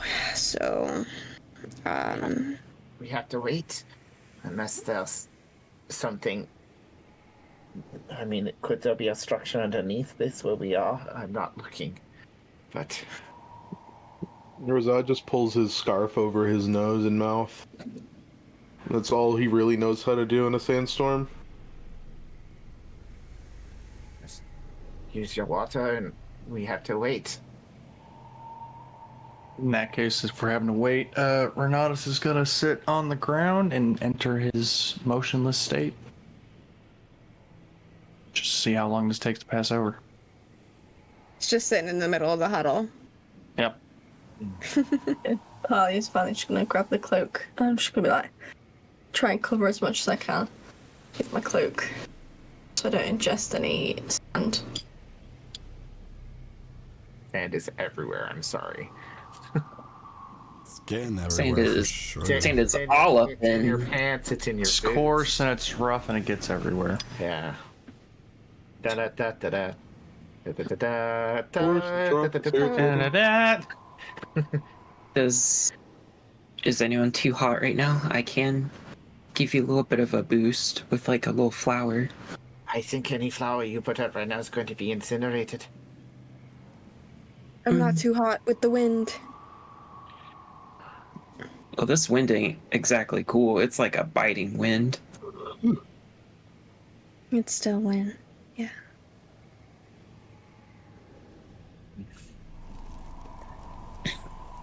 We're just kind of waiting out this terrible sandstorm. Valerie taking sips off of her water flask. Holds it to Emmeline. And so the storm's still raging outside. Not possible to see past it. You I can make a assume. perception check with disadvantage. Wait, don't you have your Sure. glasses? I mean, yeah, he has his glasses, so maybe that'll keep sand out of his eyes, but there's still a sandstorm going on. Their glasses, not goggles. Yeah. I think if they were goggles, they'd block it all. Yeah, I mean, regardless, it's like going on for however many feet, so... Yeah, I'll make that perception check.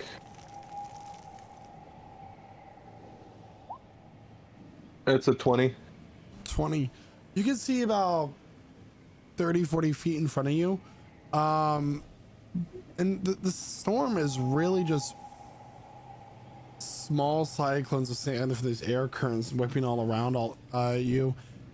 Can't really see much, but in the distance you do see another rocky alcove that you will be able to shelter from.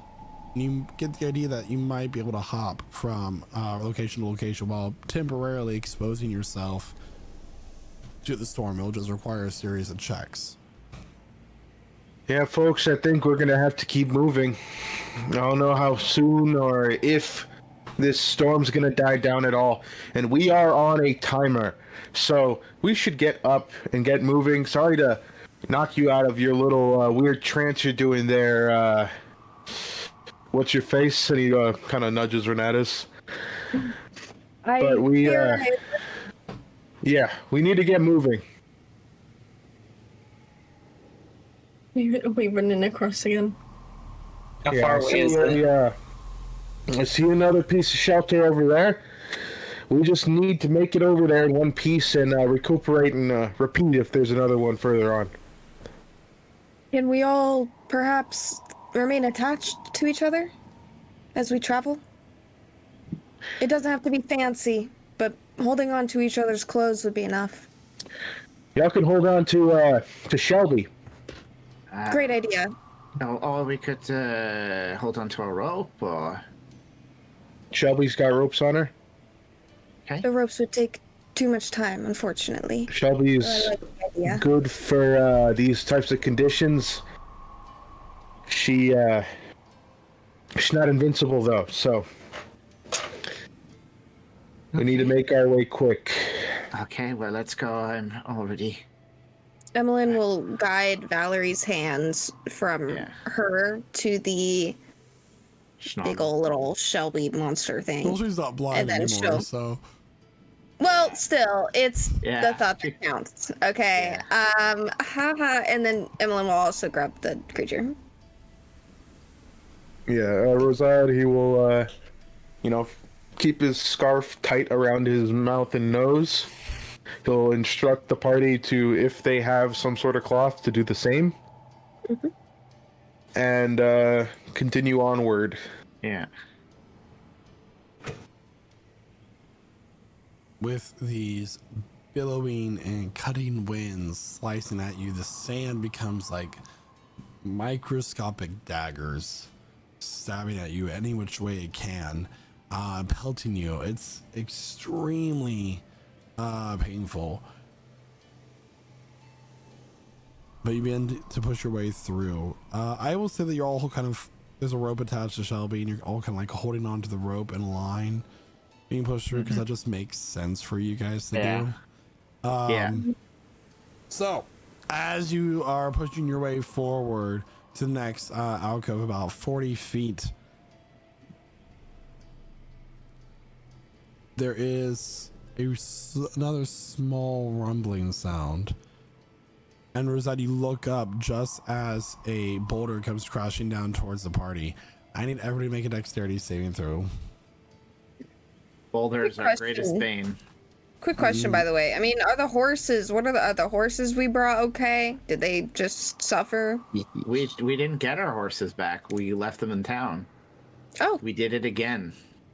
Okay, I thought we had them outside with the Schnoggle monster, but I'm glad we don't. The Schnoggle monster? I don't know. The horse isn't here. I know that's not the name. Schnoggle monster. Please.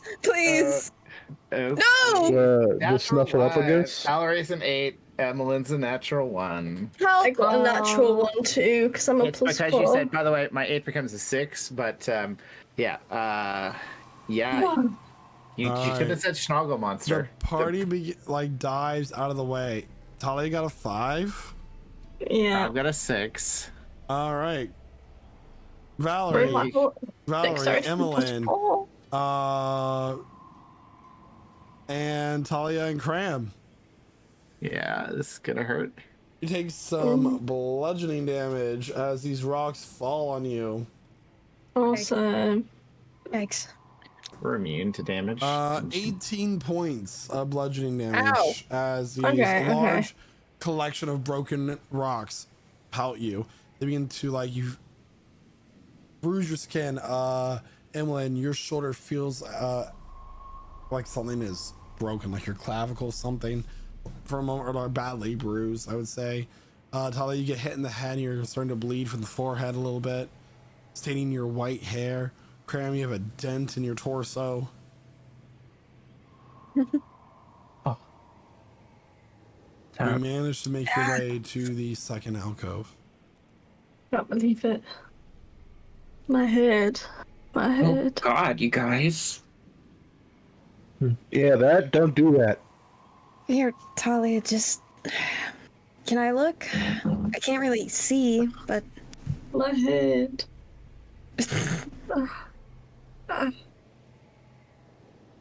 Damn. I'm bleeding. Valerie looks worse somehow.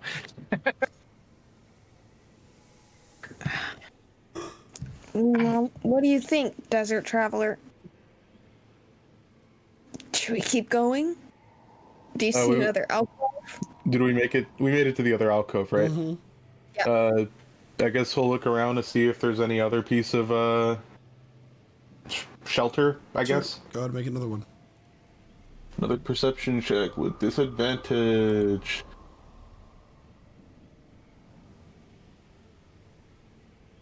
That's a 13.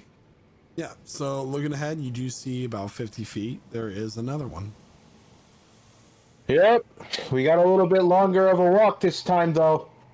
Oh my God. Don't get hit by rocks. I tried to point them out faster this time. Hey, does anybody have a white cloth? White cloth? Yeah, none of the cloths I'm carrying are white anymore. It doesn't matter as long as it was white. No.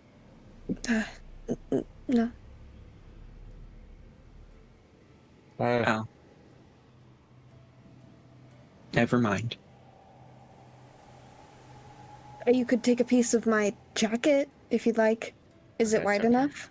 Yeah, that'll work. Valerie pulls out a white undergarment from her bag.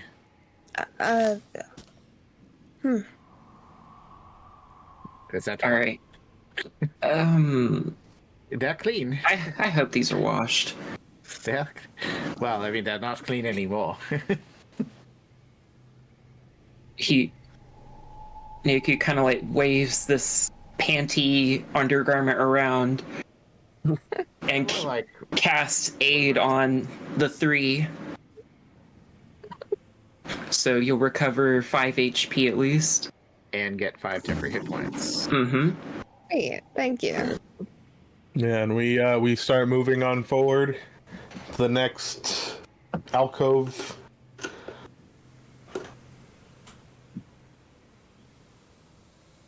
Yes. I'm ready to roll. The party begins to move along this side of this dune that has a collection of sand at a steep incline. As the party continues to about halfway, the sand begins to slide from beneath their feet and down. I need a strength check as the rope goes taut on Shelby, and let's see who can hold on. Well, I can tell So you. it's strength check from everybody else, or Everyone. Strength save. Check. Good. That's Check. better for me right now. Yep. Wowie. Oh, Yeah, yeah, yikes. check. It's interesting because, like, it's a 13. Fundamentally, that'll bump up to a 6 using fortune from many. And I'm gonna use knowledge from past life, just in case. So that makes it an 18. All right, so from a show of hands, who got less than a 10? Yeah, well, that was a waste. All right, so Emmeline and Rosad begin to slide down. They lose their grip on the rope, and then next thing you know, the sand is about never mind. waist deep, and they begin to slide down this incline. And Valerie, you look ahead and you see that there is actually a rift in the ground that is absorbing the sand that has now disturbed. What do you do? okay. So does it feel like the ground's solid underneath us at all? For the sand is kind of sliding out from you, and like it's making you sink a little bit as it slides from around you, Okay. but you have the rope. Shelby is fine. Okay, so is there enough rope that Valerie could, like, slide down holding onto the rope and get to them? I'll allow it. Okay, or she can quickly tie her 50 foot of rope to that, knot it, and then slide down to get the rope to them. Make a So sleight they of have hand to- check. Sleight of hand, that's a fun check for me. -2, but that's a 23. Valerie So very quickly produces a rope and ties it to the rope that is currently attached to Shelby and slides down like a fireman on a pole. yeah, and she's got it wrapped around her arm, so it's gonna hurt, but she won't lose it. Okay. Quickly grabbing onto the hand of Emmeline, who grabs onto the hand of Rosad. And I assume she's gonna take damage because she's gonna get pumped on the arm. Yep. The rope tightening around your arm, pulling at your shoulder, tearing at your rotator cuff, while also cutting off circulation. That is going to be 2 points of, I don't know, we'll say bludgeoning. Yeah, thankfully it's silk rope, so it doesn't chafe, which just hurts.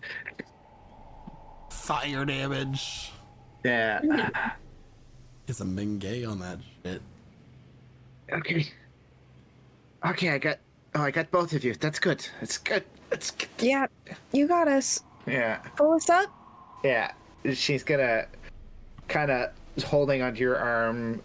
Will also like loosen some of the rope that's on there, so you can grab onto the rope as well. And Valerie's gonna like start trying to climb up, while letting people use the rope instead of just her arm as the leverage point. Yeah, Rosad will start to climb up, and assuming he does so, he'll climb back on top of Shelby. We head back to shelter if we can make it up the hill. And the party makes their way to the rocky alcove, once again sheltered from the sandstorm. Everyone will roll a d4. You're going to take that amount of piercing damage. Let's go. Oh, 4. 4. This place sucks. It hurt. It hurt. Crevice, that was the word I was looking for. Rivas? Crevice. All right.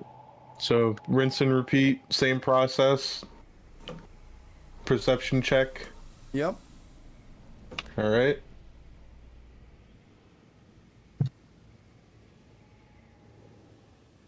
That's a 9 this time. 9. At this moment, you do not see the next destination. Crap. We're all just gonna die here. Just throw Kevin out randomly. Can I throw Kevin again? Don't throw Kevin. Not in this. Right, I can just summon him back. It'll be fine. You're a bad mother. So just a time limit before I can make another roll, or I can do this. But it'll take an hour. No. Where I can summon a familiar. Which will then die from the sand. They fly up high enough. Have these rocks been like in a row, or they just seem like they're randomly placed? Like, is this almost like a recognizable pattern? Make a nature check. Sure. Asking those big important questions. It's a 13. 13. It doesn't seem to be any like particular pattern that you can tell. And not just does your echo thing survive in this, so whatever. Well, if it hurts us, if the sand is hurting us like I think it is, then no, it wouldn't stand a chance. Okay. Well, let's take another look for more cover. Razad, I know that you like to be the only one doing this, but I think more eyes are better. The glasses could help. They're not attuned, I believe. Yeah. Why don't you and Talia work together? She was our guide before you, so. Mm-hmm. I can try my best. No pressure. It's only our lives. Yeah. If you fail. it can work if we want. You know, I could use somebody to help me look out for another spot. Yes. And do. She's a woman of the wilds. The eyes of a hawk. The musk of a skunk. Whoa. Nature.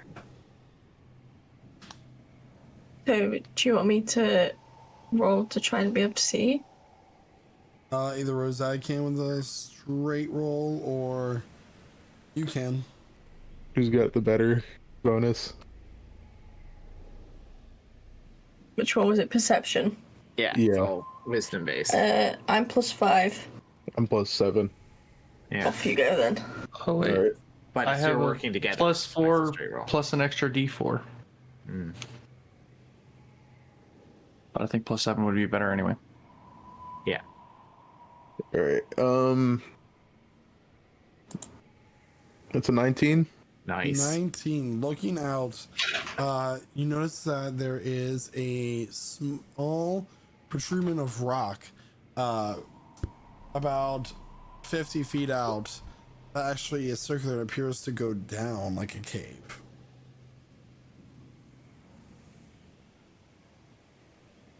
Okay. So we could potentially shield ourselves in a cave. Alright. Rosado will point it out. Azad, before we go, does it look like it's potentially made by a giant worm-like creature? I suppose it's... I don't know. Okay, It's we'll a find cave. out. We'll find out. We'll find out. Lead the way with your Snuggie. He'll lead the way on up top of Shelby towards the cave. The wind at this point is at a climax. It is a very high velocity, as it feels like shards of glass are slicing at your skin as you make your way through here. The party is going to need a Constitution saving throw as you're fighting against the wind. A harsh wind.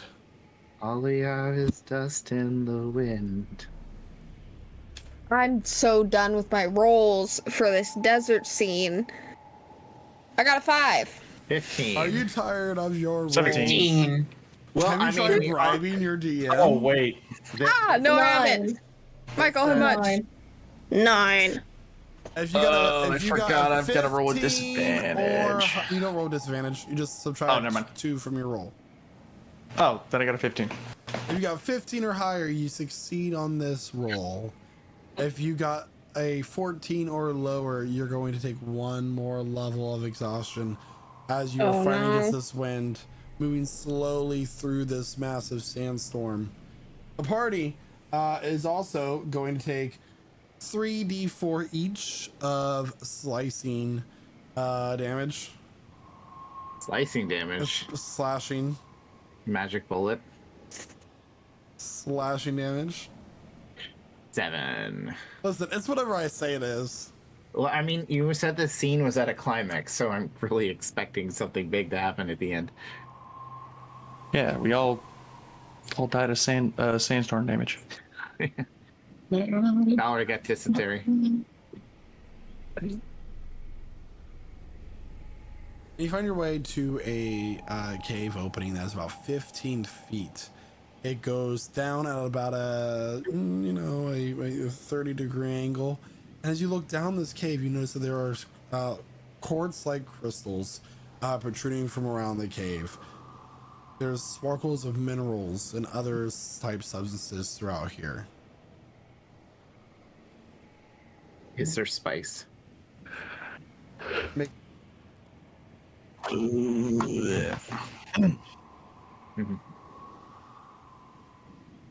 Well, that's no time to fuck around. Let's go. Agreed. Oh no. The sound of the storm fades behind you. What's the worst thing that can happen? And for a brief moment, as you look behind you, you see yellowish eyes, a multitude of them, blending in with the sand and the wind, and a cackling laughter as these small multitude of small winged creatures begin to fly away. What's the worst that can happen? She says. Can I get a nature check there, Valerie? Sure.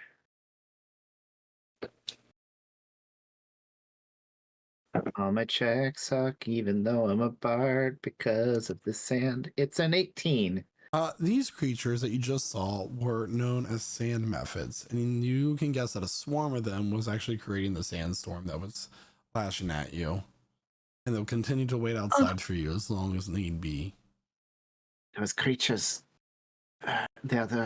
they were creating the storm. Is there any way to scare them off? I mean, I'm assuming we killed them all, but it's a swarm of them. We're in a... Let's see how deep this cave goes. Perhaps this leads somewhere. May as well. I mean, it would be safer to live in a cave than outside if creatures create sandstorms like that. The city might be underground, or more underground than this place already is. That was my first thought. I mean, this place is terrible, so you would want to stay out of the sun. You go underground, like in an area. It's always cooler when you get down to the lower levels. It's not a bad idea. I'm gonna light a torch though while we're in here. The light of the torch begins to catch this collection of a variety of colors of quartz crystals, kind of refracting and reflecting the light, dispersing it within the prism, kind of creating this sparkle of light throughout this cave. And you realize as you travel a little bit further down into this cave, it opens up to be a much more vast network, as Emlyn was describing the plane of Earth to be. And while you just experienced the harshness of the sandstorm and the deadliness of some of the creatures that dwell within here, I was talking about this dancing lights cascading across this cave opening. It is really quite beautiful and serene, as this region is also rich with minerals and other types of resources. Do do we mind just taking a quick break here? I could sleep where I'm standing right now. I'm a little exhausted. That was a hell of a thing. Yeah, my shoulder doesn't feel very good, and I'd like a moment to gather myself. Is it dislocated, Emily? I don't think so. Can she test it out? Do I have to make a check for this? Make a or is medicine it check. just like okay.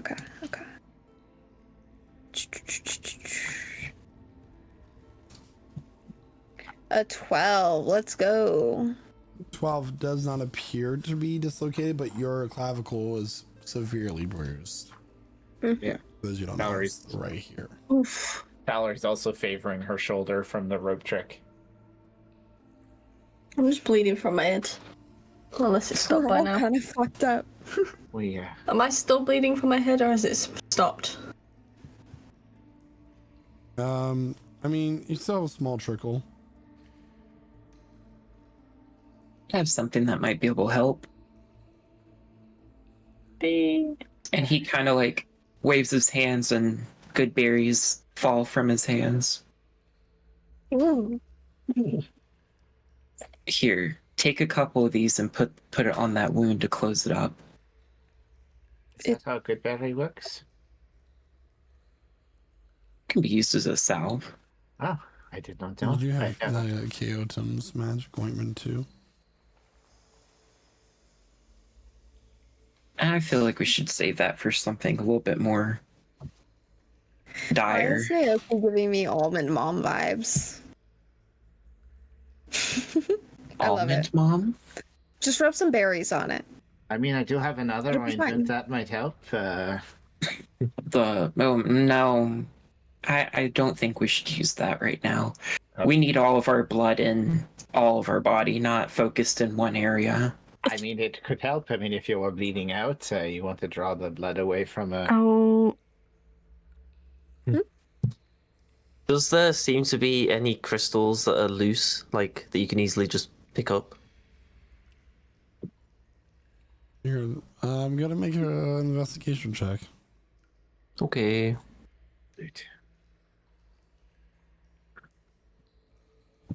That's a 16. 16.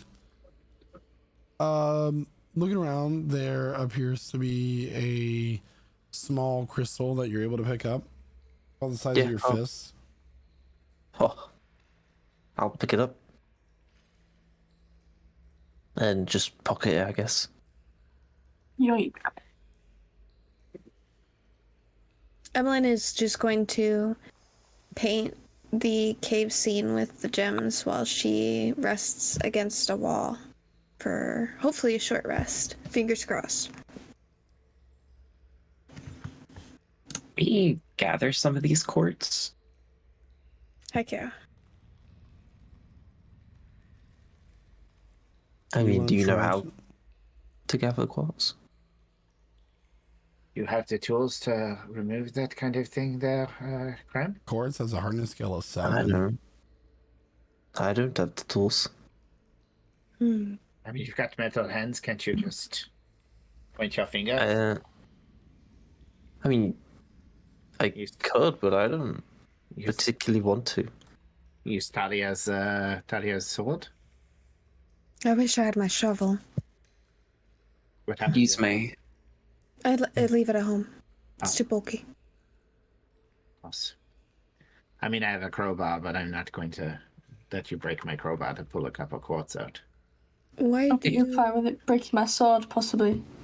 Crowbars are for opening things that don't want to be opened. Huh.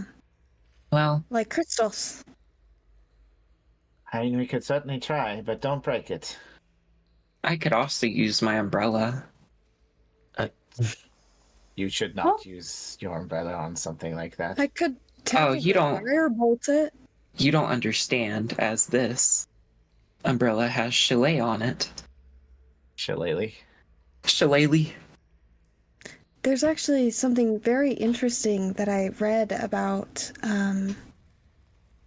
quartz here. She's gonna look for one that's colored like purple. And she's gonna try to flame bolt it like 5 times. 5 volt. Until she until she realizes that quartz doesn't really change color under high temperature like amethyst does. And You're that such a nerd. Yeah, I know. So the party's going around in this like circular cavern where there's a number of other paths that you can branch off from. Taking this short rest, which is not completed yet. And there are these collection of like boulders and rocks that have the quartz sticking out of them. There's quartz by themselves.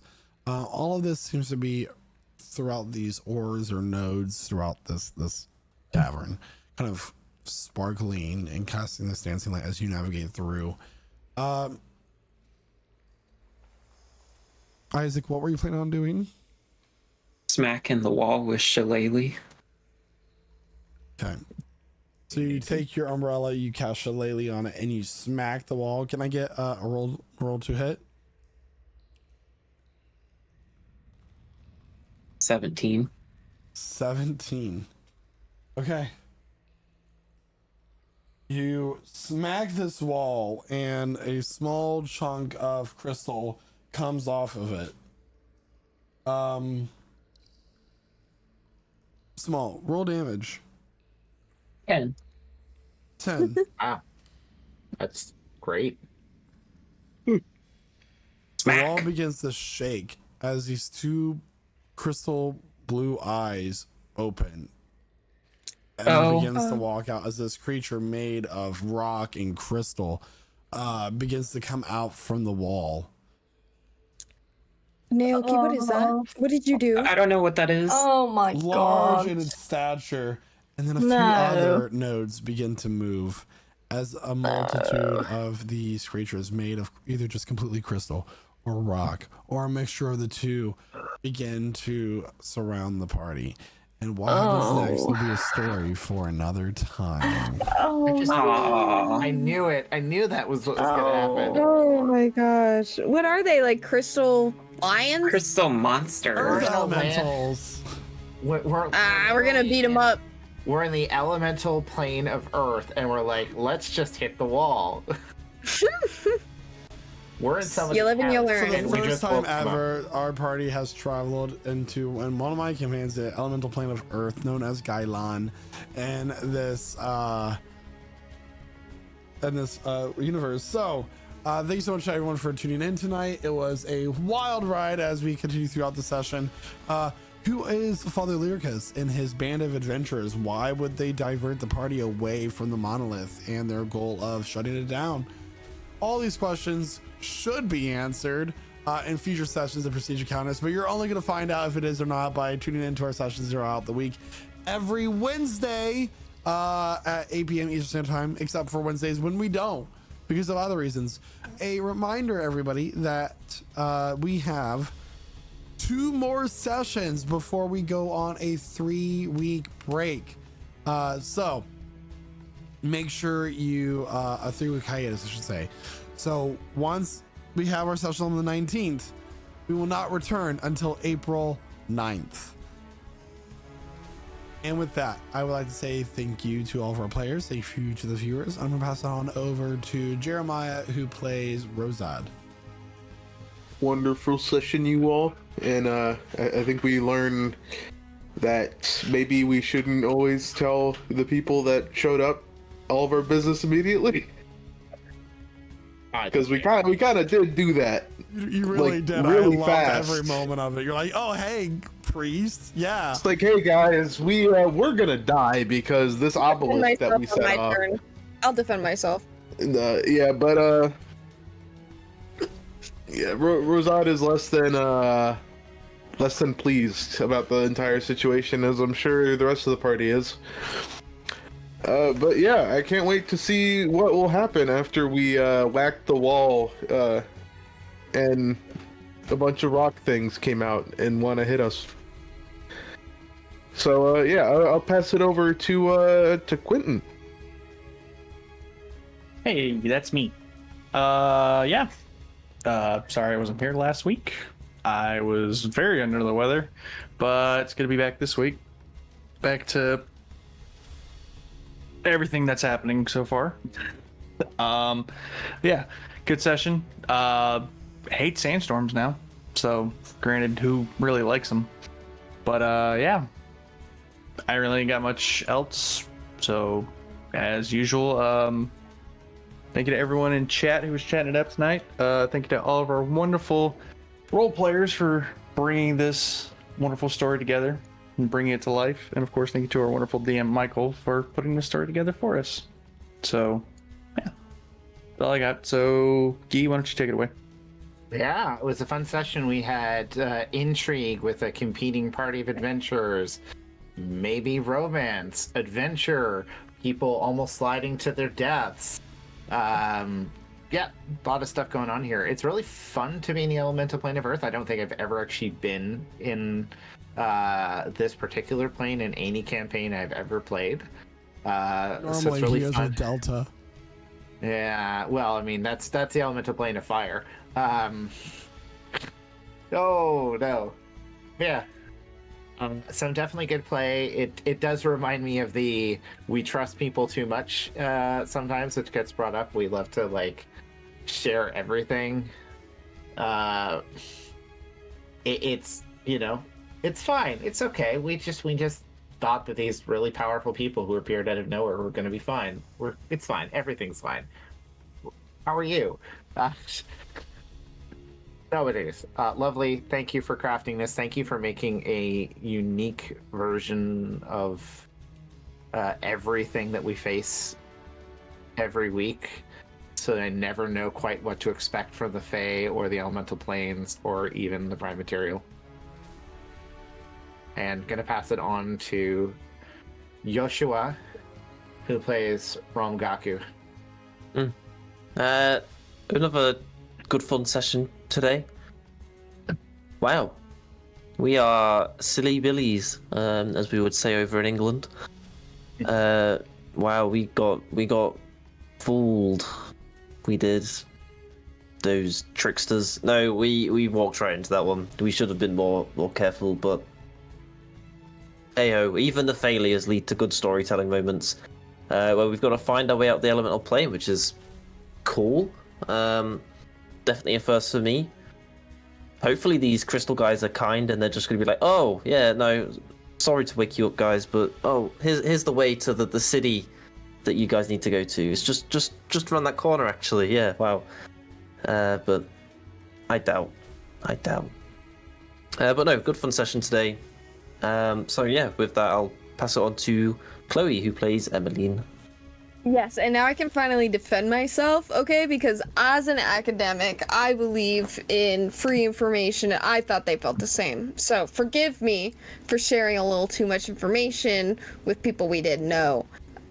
I had optimism in my heart.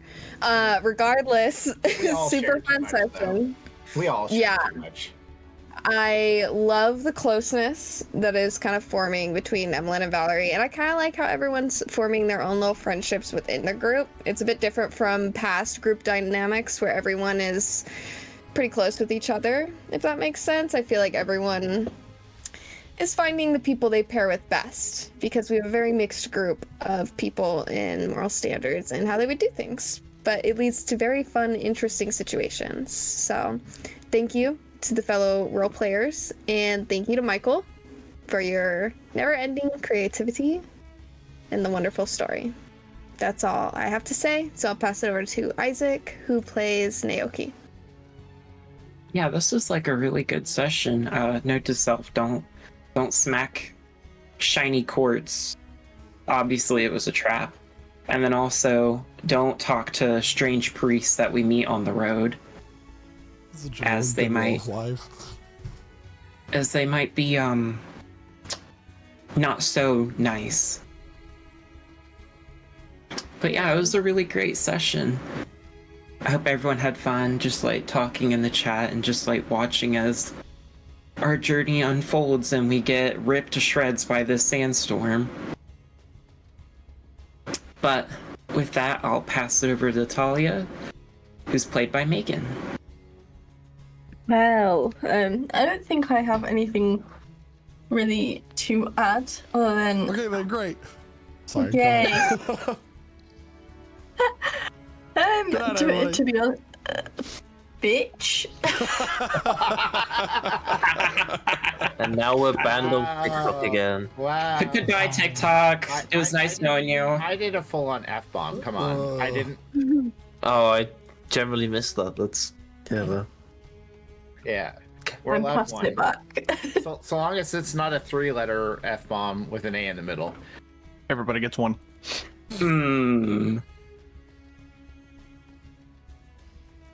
What the fuck? Okay. I guess I'll carry on. Yeah. Yep. Okay. To be honest, most of that I did not like. Like sometimes you can kind of tell what's going on, and all of that one, I was like, "What? Huh? Okay, we may die again." But that was very fun. Like the whole sandstorm thing and going a different place, and unfortunately trusting people we should not have trusted. But they seemed really nice, and they seemed like they cared for us. But no, we were tricked. We failed an insight roll, that's why. Yeah. But yeah, very fun session. Yeah, I don't think I have anything else to add other than what people have said, so I will just pass it back. Well, thank you so much there, Megan, and thanks to everybody in the party for a great session this evening. Welcome back, Quentin. Happy you're feeling better. And everybody, thanks for being part of the session tonight, whether you're in the audience or as a player as well. And we'll see you here next week at 8 p.m. Eastern Standard Time here at twitch.tv/lichsouls. And remember, if you missed part or any of the session this evening, you get the recorded version live, or the recorded version in general on the podcast network and our YouTube channel Monday afternoon after this session takes place. Woo! Yay! So with that, I have nothing else to say other than bye. Bye. Bye-bye.